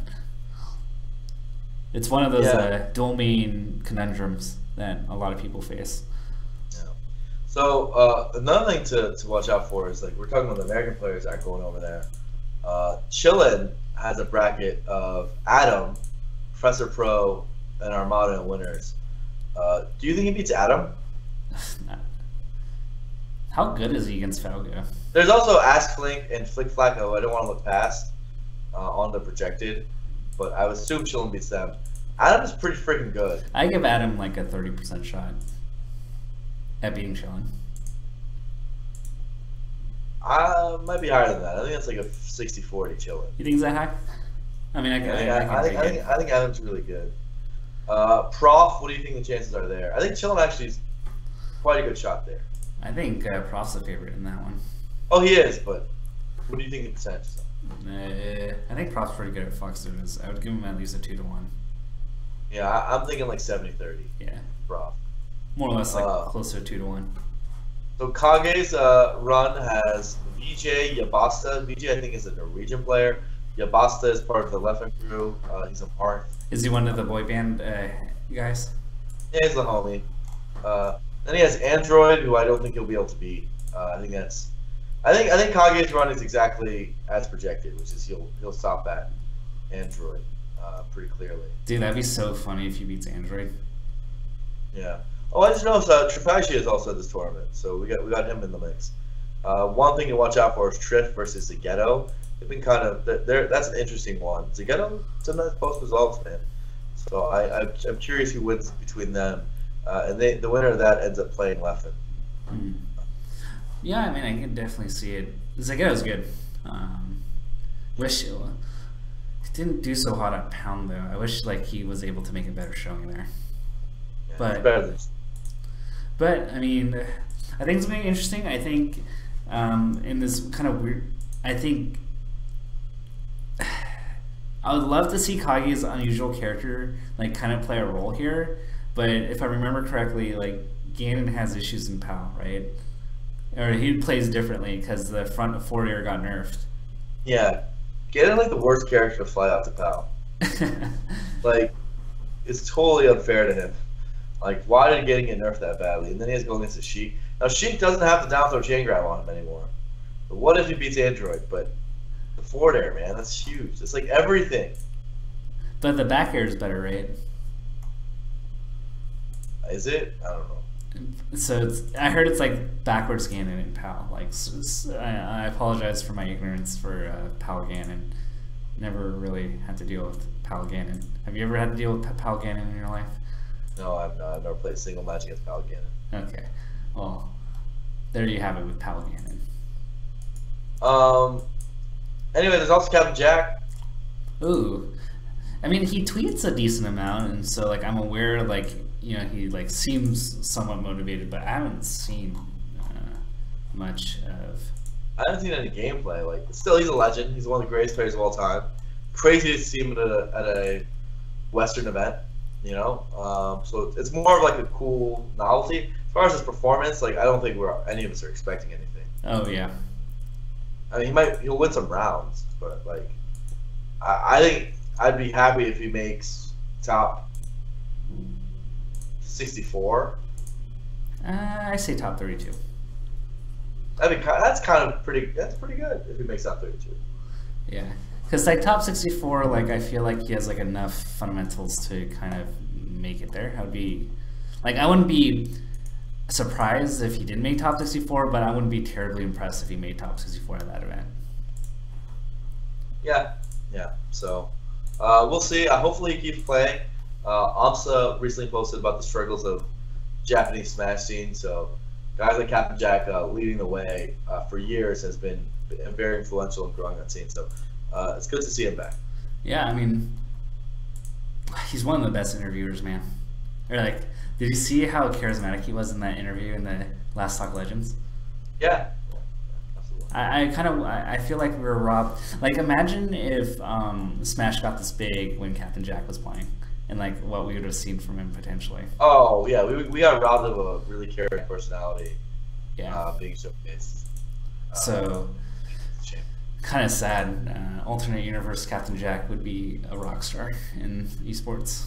He's a rock star in my heart, man. He is. He's a rock star in my heart. But imagine if he had the infrastructure to support him, man. It's true. So, feels bad. Anyway, that's really the only big event of this weekend. So, guys, make sure to watch Clips. Clips is going to be nuts. But, yeah, that's like Norway's biggest event of the year. That is our recap and preview for last weekend and this weekend. Tal, do you want to move on to questions? Since we did the spiel at the beginning, too? Sure. No. Oh, hey, Crimson, do you want to know a startling fact about matchups in 2016? Sure, go ahead. Would you have guessed that Plep and West Bulls never played each other this year?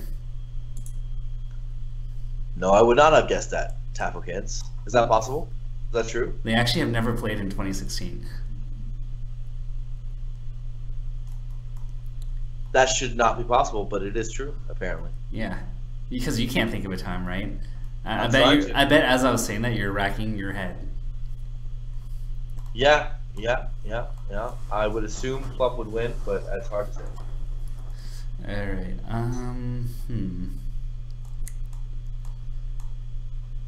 All right, guys, give us questions. Ask FM Yeah. / Tapokins. How?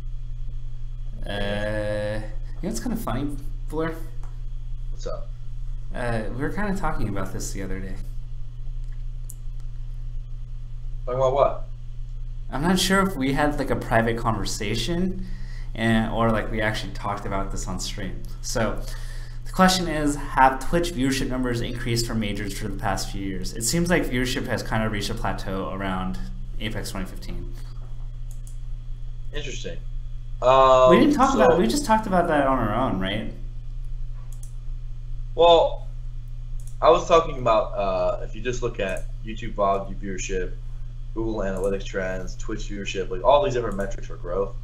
Apex 2015 was an absurdly large event for Smash standards and just esports standards in general. And it's really hard to beat that kind of peak. Like that's a lot of people, right? And to beat what we have there. I think a lot of like we're gonna keep doing viewership growth on that front on the major level, but like you can't ever really get disappointed when you hit numbers like 70, 100K, blah blah blah, right? Like it's we are growing, but I think the key is can we build our base? Like can we make it so that our Tuesday show, our Monday show, our home streams, blah blah blah, are getting growth, and that's where we found a lot of progress in the last year. Like during Apex 2015 time, we didn't have a home streaming community. You know, we built that ever since then. That's the thing. I think Mango barely streamed at that point. Like, we had like nobody at that point. Actually, by 2015, I mean, he ran Big House 4, but he was definitely not as big as he was now. Yeah. So Mango was like one of the pioneers at that point. But we didn't have Alex's stream like it is now. We didn't have Hugs' stream like it is now. We didn't have all the streams you see nowadays, right? We didn't have like most of them. So it's getting, that's getting better. So that's that baseline. We definitely have more events now, that's for sure. But yeah, Apex 2015 was a watershed moment. It had a lot of special things unique to it that are going to be hard to replace. It also had was right next to the release of Wii U. So in many ways, we should be grateful that we've been keeping that sort of momentum. Like we had the entire Nintendo marketing force around that release cycle on Smash Brothers, right? And so it's only natural that we would perform well near that mark. Plus, we had the controversy around the venue. We had a lot of storylines going in. I mean, back then we had PPMD, and we had Left One with the Visa. Like we had a lot of things that are supremely important for the Melee storylines as well, right? So a lot of things converged. Plus, the Salty Suite was like the perfect ramp to head into the Sunday. Like as disastrous as that day one was, we made a comeback of the century, and I think we're all gonna look back at it, maybe even 10 years from now, whatever. Apex 2015 is such an important event because, like, even now to this day, you look at those production values, you look at what we managed to do, like, forgetting the fact that it was last minute, forgetting that we had to build the whole event from the ground up for 24 hours before, we still we plan sometimes the TOs plan events for 6 months and they don't come up with something as good as we did in 24 hours of Apex. Yeah. You know, that's just the truth, right? They don't find venues that nice. They don't find, get like staging like that. They don't get storylining like a Salty Suite like that. They don't get, commentator rotation, stream scheduling. Like we did that commentator rotation and stream scheduling mostly on the fly. We had to be like, guys, we need somebody, you know, like because we didn't have time to set everything locked in place. So yeah, Apex was a watershed moment. And it birthed a lot of memes, right? Shine Until You're Crying, My B, Jones Rap. Yeah, so Gamer Till Death says in chat, viewership is going up, just not exponentially, and that's the truth. Viewership is going up for majors at a gradual, healthy rate. Our monthly viewership is much healthier than that because our home stream scene is continuing to grow. It's still a small fraction compared to our esports viewership, though. Our event viewership is still like 95% for us, and that's one of our core problems. We got to fix that. Yeah. And so, what was it? All right. We good on that question? Right. Yeah, sure. All right. When playing Melee, what is the ideal position to look at? 100% on your opponent, or the space in between yourself and the opponent, or maybe alternate between them? What do you do? Who do you focus on? I spaced out on the question. I apologize. Where's your focus on? Is it the space in between you and your opponent, or your opponent's character? I'd say space between. I think a lot of people like to say your opponent's character, but I think when you focus on one object, you actually have a worse time tracking its movements than if you kind of keep it in your periphery and focus on the space, right? Because like, dude, the Melee moves so fast that you kind of need to know like the exact pixels of you relative to your opponent, you know, to really understand, hey, am I in danger or not? So yeah, space between is good. I know that's what they do in Street Fighter. Like there was eye tracking technology for that, and like Daigo looked always like dead center. So I mean, fundamentally, whatever is the best way that you can determine options and like what beats what is how you should be focusing. I think you don't have to do one thing or another, but like whatever can help you process the best. Like, what do you do, Chaffo? What do you do, Chaffo? I mean, I kind of look at like their position, my opponent's position relative to their stage and me. So where's your eyes? It's usually on my opponent's character, but then I go out of focus and go like, okay, where are they on the stage? I see. So like I zoom in and then I zoom out, I guess is the best way. So primarily centered on my opponent. All right, we got the Edwin Budding stuff. Did you happen to read the 2005 year in review article, Blair? Yes, I did. Do you listen like the most important events? Do you like that format, or do you like the top 10 player blurb format that they used for the other years? I like both formats. I think, but they're different articles. Yeah. I think one is a year in review, the other is a power ranking. Yeah. And I think they should be separated as articles because I felt quite unsatisfied near the end of it, where he just listed player names. Yeah. And it was just like, well, you didn't make an argument for them. It just felt like two different articles. He literally blue balled us, man. Blue ball this homie. But you know, we still give you props. They were great pieces. Still good. But make it two articles instead of one if you're gonna do it like that.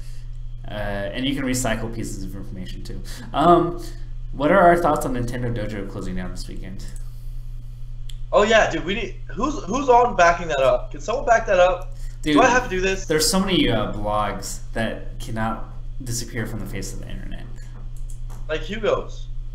Hugo's blog was amazing. Can someone please do that? Like, please don't make me scramble to make this happen, guys. Someone just back their site up, please. Wait, how is it? What's their maintenance? Can we just like provide like server costs for like one more month? I don't know, man. Can someone please just back that site up? That has a lot of data on it. Yeah. Don't let it go. Don't let it die. Hashtag don't let it die. Someone. I mean, the site could die. No one's on it anymore. Just let the tournament information and blogs and stuff be saved somewhere. Dude, you can find some gold mines there. Not gonna lie. Someone who cares about Smash history, dude. Please, if you care about Hugo, like you gotta save that. I wonder why Hugo hasn't promoted it. That like literally has like countless golden gems from Hugs. Yeah. Yeah, I mean, it creates a lot of meme material too. So like, it's a gold mine of stuff that hasn't been exploited. So hopefully somebody does it. Please, somebody do Yeah. it. Okay, so yeah, I mean, great piece of history. You know, I used to use the site a lot. Sad, we're sad too. Um, who do we think has the best reaction time in Melee? Ooh. Well, let me think. I have a good answer for this. But let me think.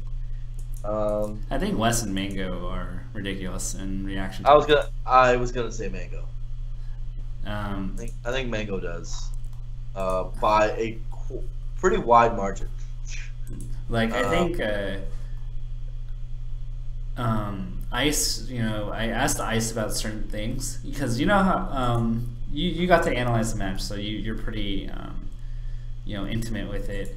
But there were a lot of moments where Ice was trying to like force Mango into the last reaction, mhm. but every time Ice tried to make Mango fidget, Mango would react the very last second, and he couldn't get anything started on him.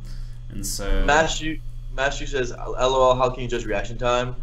We played against these players for years, and when you play against someone and you notice that their dash dance grabbing your nairs like a pixel farther than everyone else can do it, like a step farther or step closer, excuse me, than other people can do it, then you notice their reactions, right? Like Mango reacts much faster than your average player, and you'll know, like once you start like seeing more situations with him, you're like, I couldn't have seen it that fast. Also, like I only get this from watching in person. Like I actually got really depressed at last summit watching Mango Marth, which was sad to me because I saw it in person. It's different than watching it on stream. I was right behind him, and I saw a lot of the stuff he was doing, and I like he was put into situations, and a lot of the same situations I reacted to, and it's the thought that Marth should do this out of shield or this motion, but he just saw it faster than me. Like I thought of the same thought, but I thought of it like 15 frames after he did, very clearly. You know, like he was already on it. He was already doing it, right? And that caused things like people to DI his stuff wrong, or people to not be ready for his speed. A lot of different small situations, and I was just like, I don't know.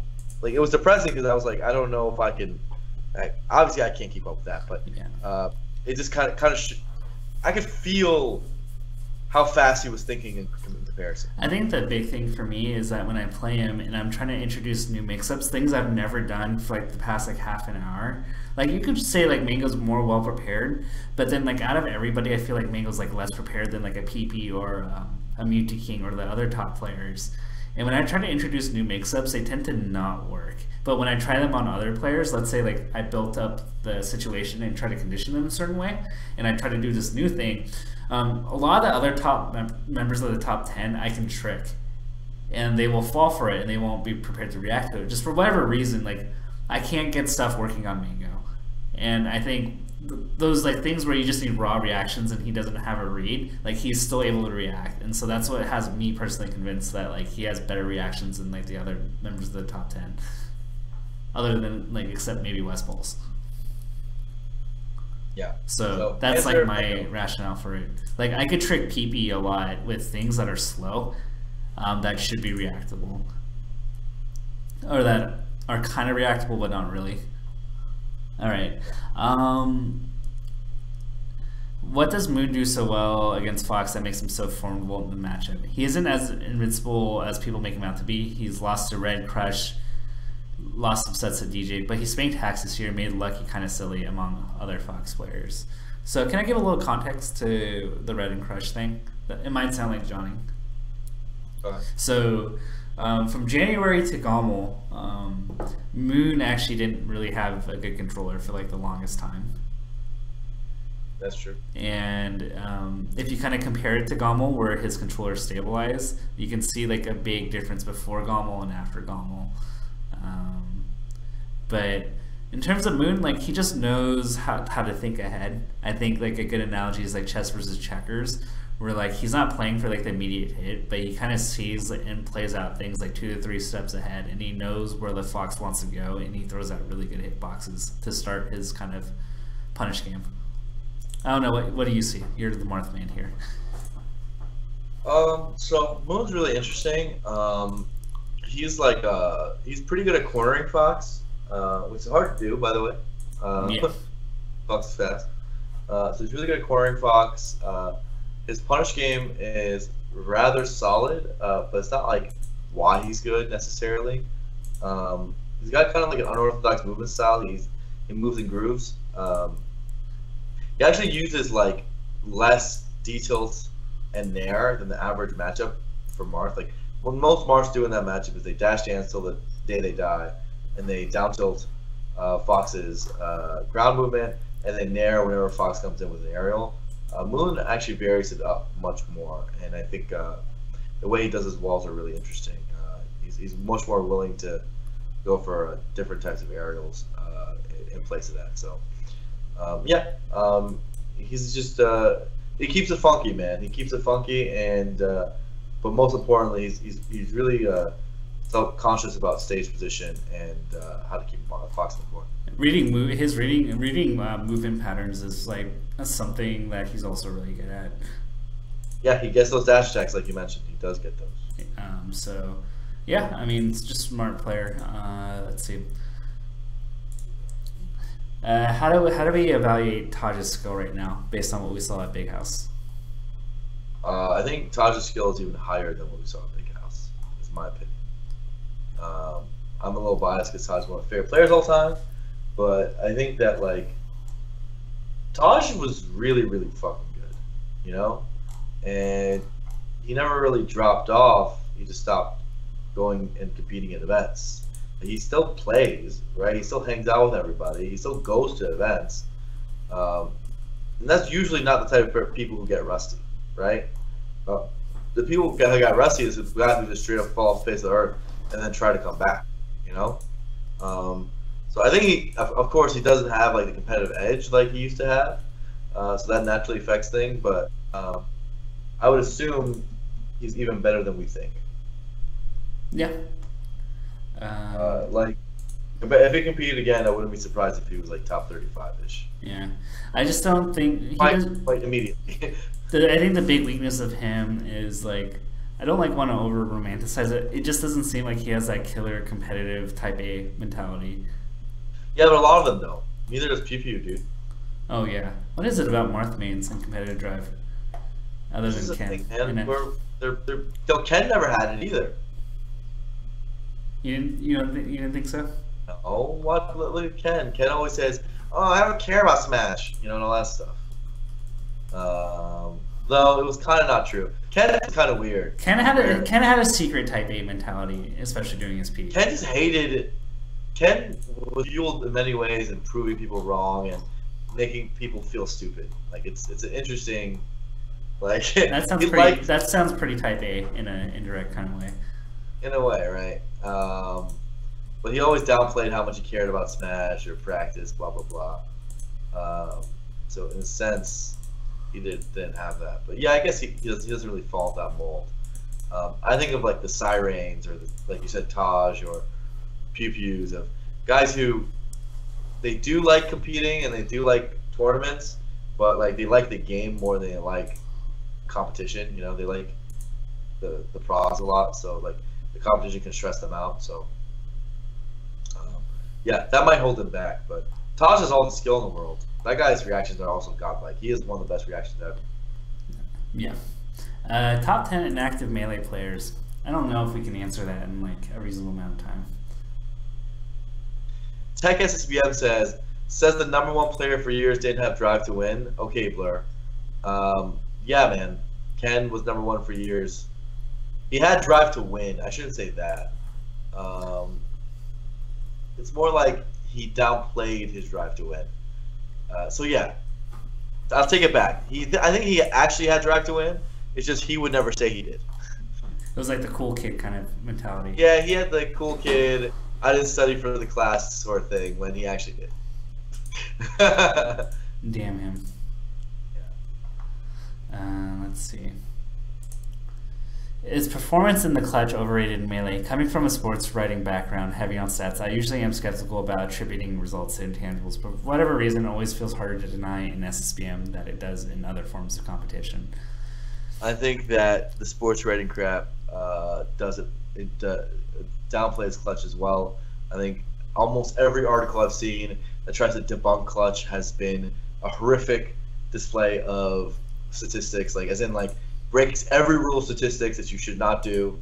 You know, like they just, it's mind-boggling to me that people read those articles and believe them, and say that, hey, look at that, the stats say that this player just shoots their percentage in clutch. They're not truly clutch. They're not truly better in those. Like, blows my mind. Blows my mind that people have allow themselves to believe these things. I think at the same time, sometimes I think some people jump too hard to find a narrative when it's not there. No, absolutely. Yeah. I just think that the clutch analysis has been done so far in sports, and there hasn't been much in esports, but when it does, it needs to get a little more sophisticated.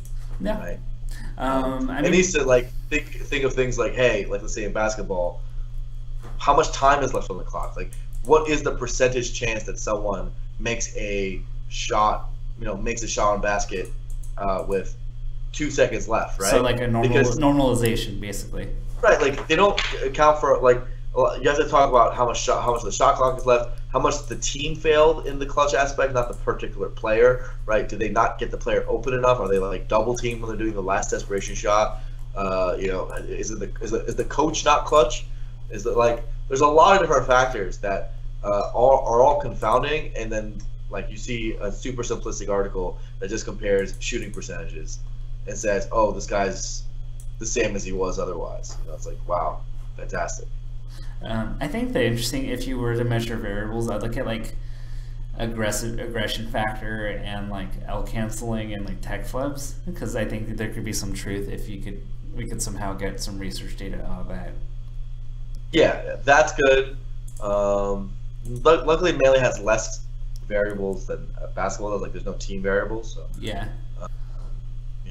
But I refuse to believe something is clutch doesn't exist unless some very compelling statistics proves it wrong. Like, I feel what a clutch situation feels like, and I think everyone in the chat who plays Melee also understands what choking feels like. So I mean, there's a reason why like people always complain that they do better in friendlies, right? Yeah, like it's a thing, and until there has to be much better statistics than what the sports community have provided for me to believe otherwise. All right. Okay. Oh, poor Blur. Oh, what's up? I heard you got bought by my boy Joseph the Link main from North Carolina at SmashCon in friendlies. Any thoughts on that sick link? What? I don't know. Apparently you lost to Link main in friendlies. I didn't play any friendlies at SmashCon. Did I? Yeah, I did a few. Did you lose I didn't to lose Link? anybody. No. Your friend lied to you. Well, there you go, man. I think your friend lied to you. I honestly don't remember it. I don't think I would remember it. Did you just block it out of your memory, Blur? No, I don't. I just don't think it was that important to me. But if it happened, but I do think your friend probably lied to you. Seems like a semi-believable story. Yeah, I don't believe it. All right, fair enough. Wait a second, I did play a Link at SmashCon. I won. Did I win? I don't know. Keza, was I winning? Did I win like every match? I don't know, man. Did you? Oh my god, I don't know. This is why you can never let people take even one friendly, guys. Yeah, I agree. Whatever. Continue, Tafo. Continue, Tafo. How good is NMW compared to other Falcons? did pretty well at Blood for Blood, right? He beat somebody. I think he's pretty good. It's just for whatever reason, like he'll tell you like how many money matches he's taking off of like top 50 level players. Like he'll somehow choke the tournament and then like win like every single money match against the players he lost to. Like he beat Zayn in most of his money matches, and like he has like a list of people he's like being pretty bad. I don't know. I mean, I think there's still a lot of things missing in his game that I don't know. Comparable to Captain Smuckers. Smuckers might be a little better than him. I think he beat Silent Spectre. He beat Silent Spectre and lost to East Coast Jeff at the store. Okay. Yeah, I'll put him like maybe lower than Smuckers. Yeah. Blair, what do you think about this question? There's a controversial opinion here. I noticed that some top commentators have been complacent. How do you think this could be fixed?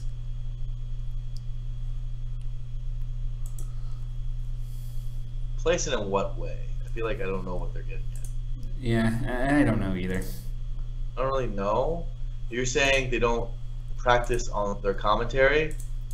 That's true, but they are pretty good at it regardless. I don't know. I don't know. Maybe I feel like I work moderately hard on it. Like I watch a ton of Melee, and I think about it. I talk to players. You do this show to get your. I do the knowledge? show.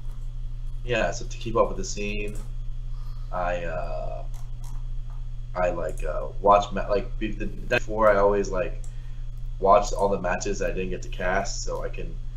You get the energy. I get the energy. I get to know the most recent results. Like I get to say, like let's say I watch a moon match, right? I think commentating moon matches. I watch the moon matches of the day of to see like what's happened so far. I also try and like hang out with a co-caster the weekend. Or like if I'm doing top 8 with D1, I'll just like hang out with D1 for the whole weekend, just so we get like human synergy, not just real synergy. So I don't know. I think I do the best I can. I'm sure there's like a lot more I could do, but I mean, I think we live in a free market commentary world, although I know we hold on to legacy and we hold on to what we know as commentators are good, but like, there are a lot of people that are very hungry for spots. So like, I mean, it may not catch immediately, but like, in due time, if one person keeps improving, they're just going to only get better slots, right? Yeah, we've seen it. It happened. Like, Vision Web's literally climbed from the bottom. So I think we do have a lot of meritocracy here. So, yeah, I mean, there's some people, but I feel like we have enough of a free market with commentary that, like, we do tend to get the best talent. It's sort of a free market. Free markets are decided by the people. TO and commentary blogs are decided by the TO. Yeah, but like if you're getting overly negative response, then like the TO is eventually gonna like not use you anymore, right? Like if you do really bad at Big House 6 to enough that like enough people kind of complain to Rob, like are they gonna get the same blocks next year? Maybe. That's true. That kind of keeps the free market. So Amesbury Melee says in chat, when Scar stopped attending majors because of taking care of Child, who do you think could become the new staple of commentary duos for majors? I mean, was Bobby really the staple? Scar Tove really the staple this year? I mean, they did Evo, Genesis, and Big House, which is like the first half of Genesis. How many walls was the other half? I mean, but like those are the 3 humongous events, absolutely. But everything else wasn't them. That's 3 times in a whole year. But at the same time, like if Bobby were hypothetically there, would he have been granted the spot? I mean, a lot of those spots were because Bobby wasn't physically there. Probably. I think so. Scartov are amazing, and people love them. It doesn't happen very often. I think it's probably just gonna be a ring around the rosy of a bunch of different ones. I don't want to do every top 8 ever, especially when I'm not getting paid. So I'm gonna do what I always do, which is I'll commentate top 8s, I'll commentate pools, I'll commentate whatever. I feel like with as many diverse cast of commentary partners just for fun. So I commentate because it's fun for the most part, and to get the experience and all that. And I'll do, a half dozen top 8s on the year usually. I do like a top 8 every month or two, usually, and then I'll do a doubles top 8 every month or two as well, and do my thing. And I think Webs and Vish will do their thing, and I think D1's gonna do his thing, and Top's gonna probably pair with some of us. It won't be that different, guys. No. It'll be the same thing. We'll all just be taking turns. I think if one of us wanted to, if we wanted to, we could like do every event, but there's really nothing in it for us to do that. Yeah, and I think for long-term Hearth, we need to diversify our portfolio.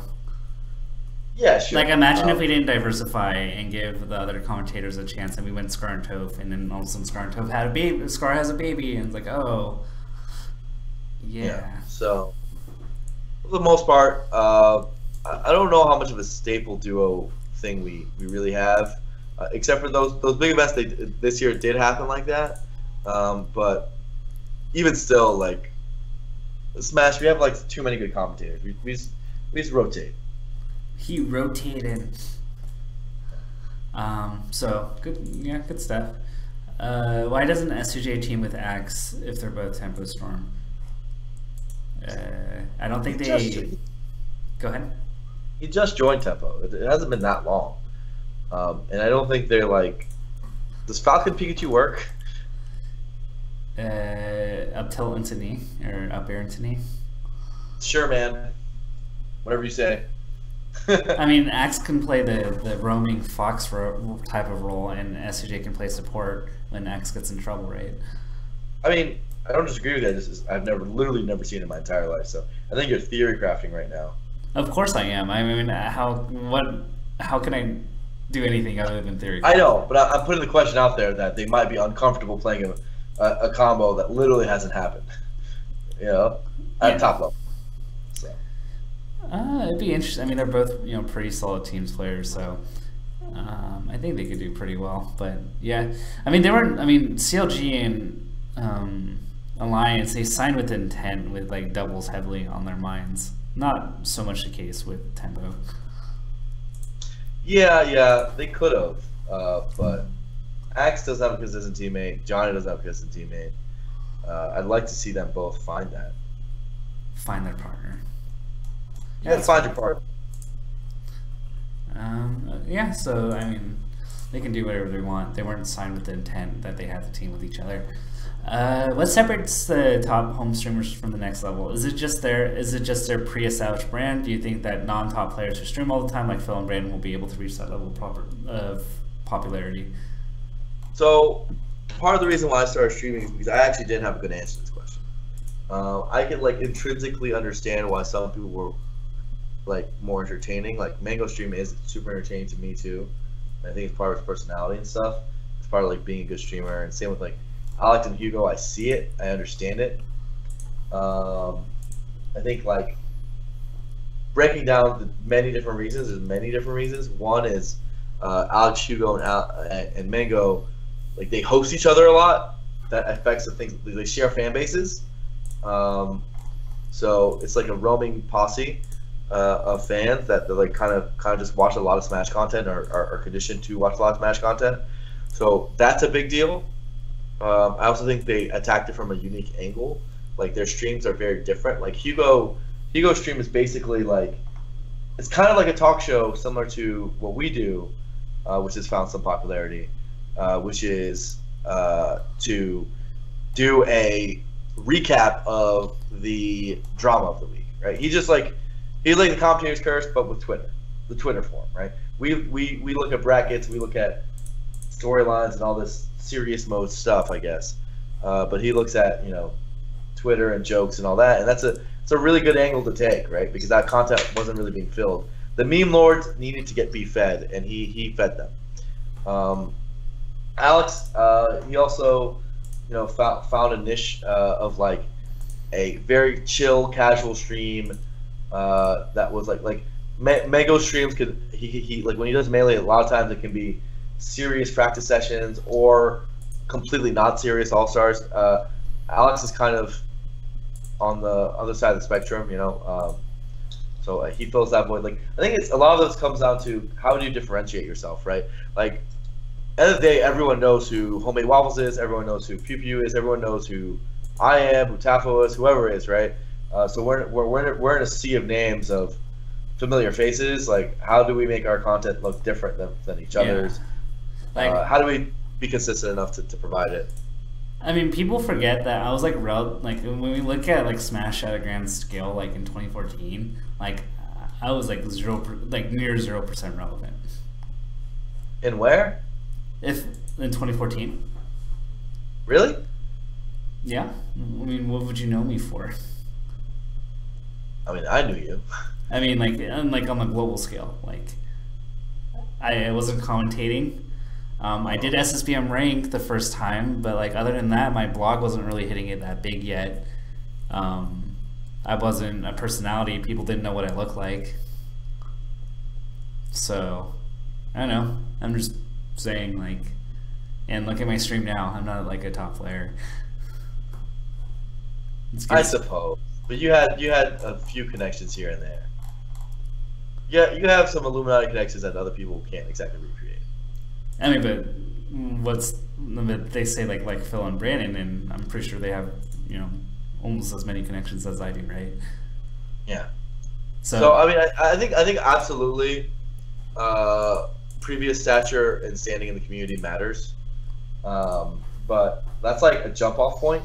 From there, it's all about building it, right? Like ultimately, like how big your stream is isn't necessarily how quote unquote famous you are. It's about how good your stream is, you know. And usually those go hand in hand, right? Like as your stream gets better, you get more famous, right? Because more people are going to watch you. Right. But like if your stream just sucks and you're super famous, it's not going to be that big, right? Yeah. So it's like you kind of have to have the right formula as well. So it's a little bit of both. I agree. Let's see. Dude, you had Tafo versus Tien in 2014. So that's not like enough. I mean, I don't think that was a major contributing factor to like my content, right? And like what I branded myself to be. Yeah, well, that's a huge video. It is. I think it has like over 100K views, and I watch it once a month when I need motivation. Poor Tien. Poor Tien. Props to him for actually, you know, going through with it though. I think that guy has balls. He has balls. So Tien. Okay, let's see. Next question. Did we watch Aiden Calvin, the TO of Don't Park on the Grass's video about the whole thing? Yep, I watched the whole thing. I did not watch it. I probably should, but I didn't. That was all their question, so I'm assuming they want us to talk about what we thought.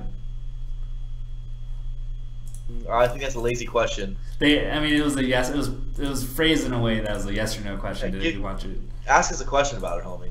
Yeah, we did watch it, but I think it implies that, like, what did you think about it? Well, I think I talked. I had a 2GG segment at the beginning, so I think I did talk about what I thought about it. I think he's largely right. I don't think anything he says is wrong. I think that like none of the processes are never going to be perfect. There's not enough weekends for it to be perfect, and there are going to be conflicts. But I also think that, you know, whether a fault of their own or through just the natural upstart cost of getting every TO ever in the system, 2GG in their events weren't accounted for, you know, and that's why that problem happened. And if it was, then it wouldn't have happened, very likely. Or actually, you know what? It probably would have happened anyway. The sad thing is that we had like the last 3 months of the year, we had so few weekends available that I don't actually think we could have done anything about this one. Like, what could we have actually done?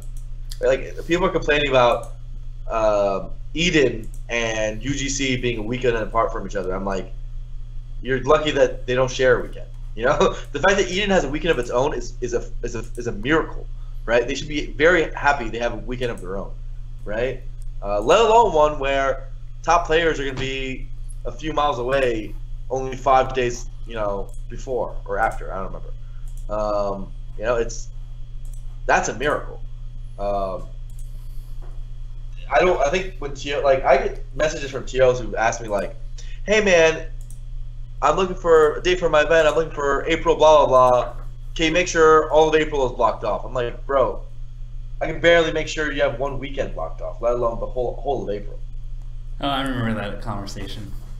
It's like, chill out. Calm down, man. Calm down. You can never get pissed if there's another weekend before yours, like a weekend before yours. It's come on now. Yeah, come on now. Come on now. All right, the retro ranks of 2006 had Ken, Asin, PC, Chu, and Karen DG in the top 5. By 2009, none of them were considered top 5 anymore. Will there be a time where Mango, Armada, HBox, Leffen, and Muti King are not top 5, are all not top 5, or will Melee die before this? I think 06. I think that was a very special case because Brawl came in, MLG died, so that the key incentives for most of them to continue on weren't there anymore. So we were in a very disjointed state in very unusual circumstances that that many of them left. Weren't top 5 mainly because they left. I think if I'm under this, I think Melee very likely is going to last another decade. And in that case, then yes, there will be a time when none of them are top 5. It's unlikely that they're arranged. They're going. Well, I mean, I guess I could see a world where Leffen is still top 5 even 10 years from now, but it's unlikely. The thing is, like, all 5 of them.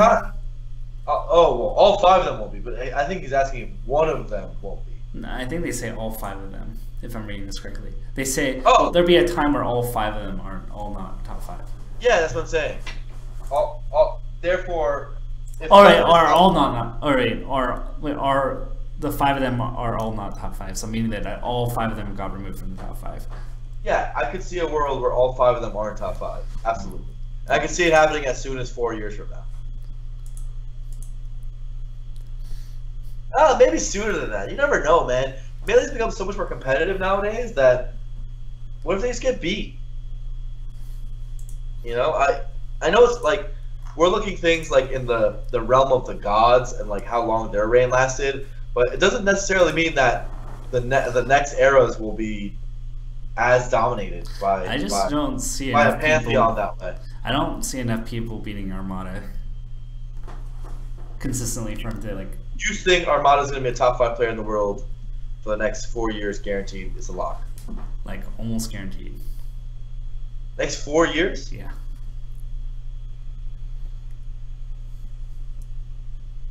It's a long time.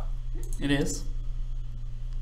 I would argue against that. I think there's a great chance he will be, but I think you're saying it's a lock, and that's absurd. I think it's a near lock. You think it's like 100% that he's going to be top 5 for 4 more years? I think he's like 99%. Pending like some like extraneous like life event that like happens that prevents like Armada from playing or something.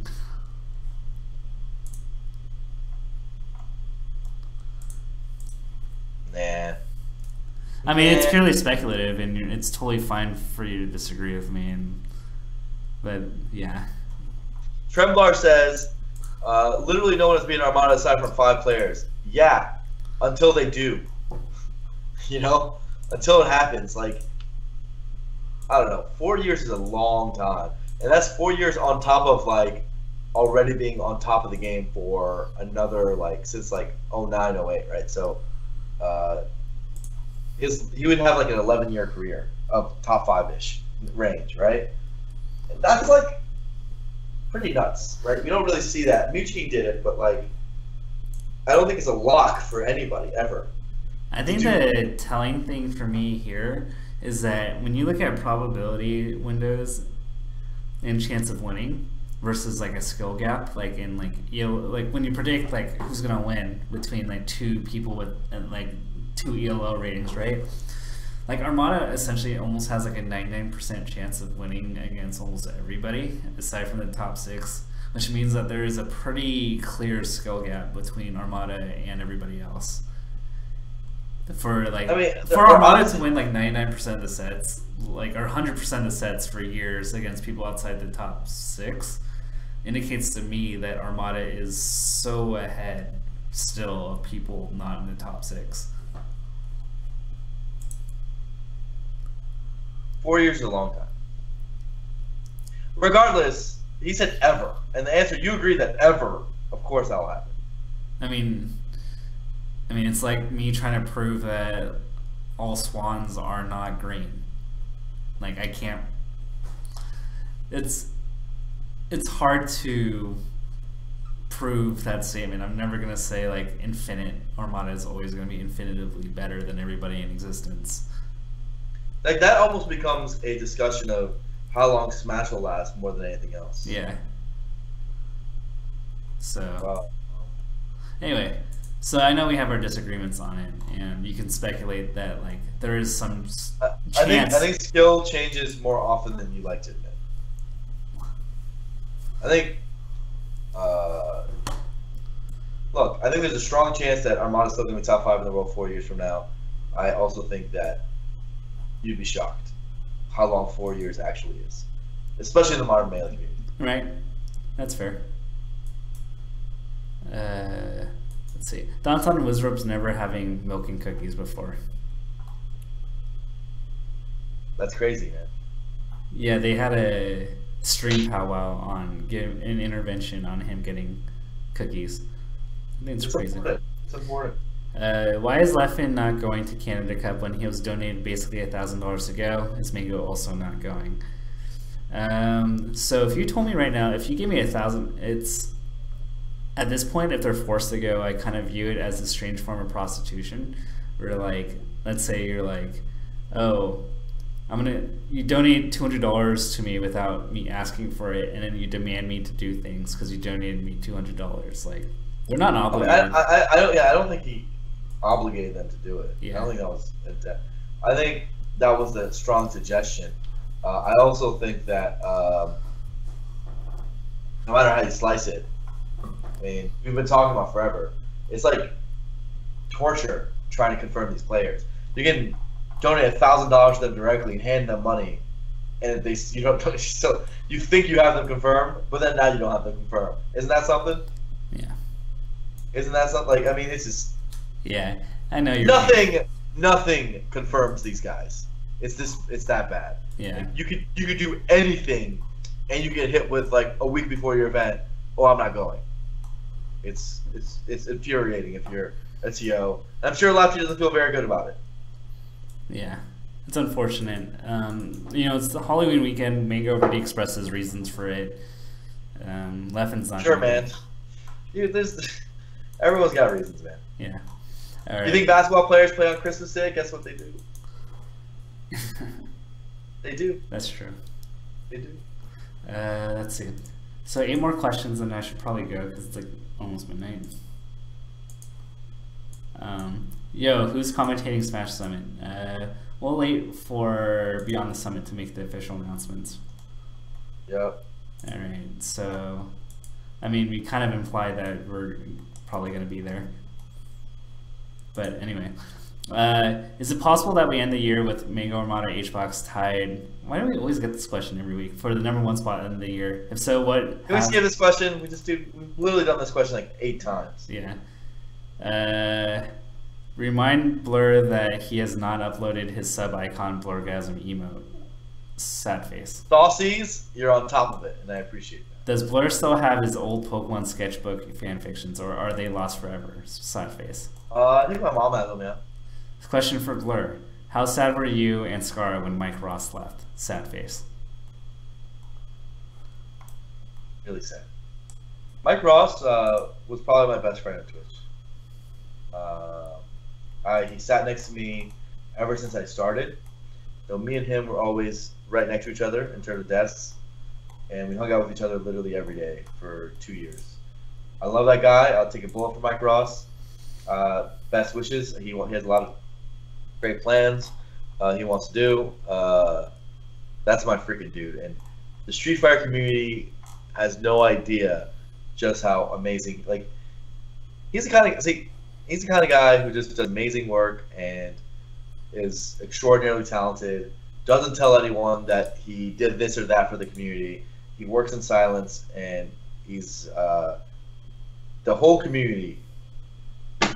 He should have a statue at going around in the Street Fighter community. Like, he's done so much. Yeah. Huge Mike Ross fan, as a huge fan of his career, huge fan of him as a person. Mike Ross, that guy's the man. So I did the IGN roundtable with him in regards to FGC and Smash stuff. Class act. Didn't really know him at that point. But it's not really a sad thing. Like, I mean, at the end of the day. But the sad thing is that you guys don't get to interact with him as much. He used to have a desk next to you. Yeah, it used to be like an everyday thing. Now, we're gonna see each other like once a month. Yeah, once a month at events, like So I'm still gonna see him a lot. It happens. Life, All right. That's life. That's life. But that guy's the man, and all Smash should know that too, because he's not appreciated enough in the Street Fighter community, so we should appreciate him for them. All right. Thoughts on what difference a major from a super major? Nobody in the chat can agree. LOL. I don't like the term super major and major. I don't think that's how we should distinguish things.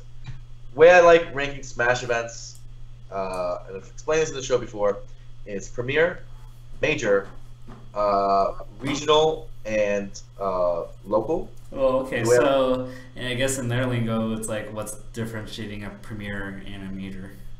Yeah. So, Premier to me is one of, if you were forced at gunpoint to choose 6 to 8 major Smash events that are the most important on the air, and like you're most important by any metric, that's a Premier. And you can make your metrics, but that's a Premier. I prefer them to be open events rather than invitationals. That's just how I like to think about things. I think production value matters. I think prestige matters. I think prize pool doesn't really matter, but people like to think it does. And I think it has to have a bare minimum, right? If they're playing for $0, then like yeah, it has to be better than a bare minimum. But like, I don't think UGC 40K necessarily makes it a Premier over, a Genesis who might have a smaller pot. But then, like, that's because of the other criterion you mentioned, right? Yeah, like attendance and things like that. Like, so who's UGC is actually going to be a super dope, crazy event as well. Don't get me wrong, but it takes a few years to ramp up into that. And so that's a Premier. Majors are like, think like DreamHack Austin. Think like what Don't Park in the Grass will likely be. Think basically the next like 20-ish events on the year, 20 to 25 events that like fill out the calendar, that like have their own weekends dedicated to them, like Eclipse, right? Eclipse like a major event. It's one of the biggest in Europe. It's the biggest of its country. What the Fox is a major event. Like, it has high level competition. It doesn't have everybody, but it has most of them. A regional event I consider to be an event which is mostly like a Blood for Blood, like most SSSs. They're kind of like Premier locals almost. They take in people from that exact region and sometimes surrounding regions, right? And they're big. Emerald City, fits that mark to me. A lot of events that like basically you get a smattering of out-of-state content attendance, but it's not important if you get them or not. It's mostly from the local area, but it's like bigger than an average local. And a local is like, sub 80 people local event. It's like a local.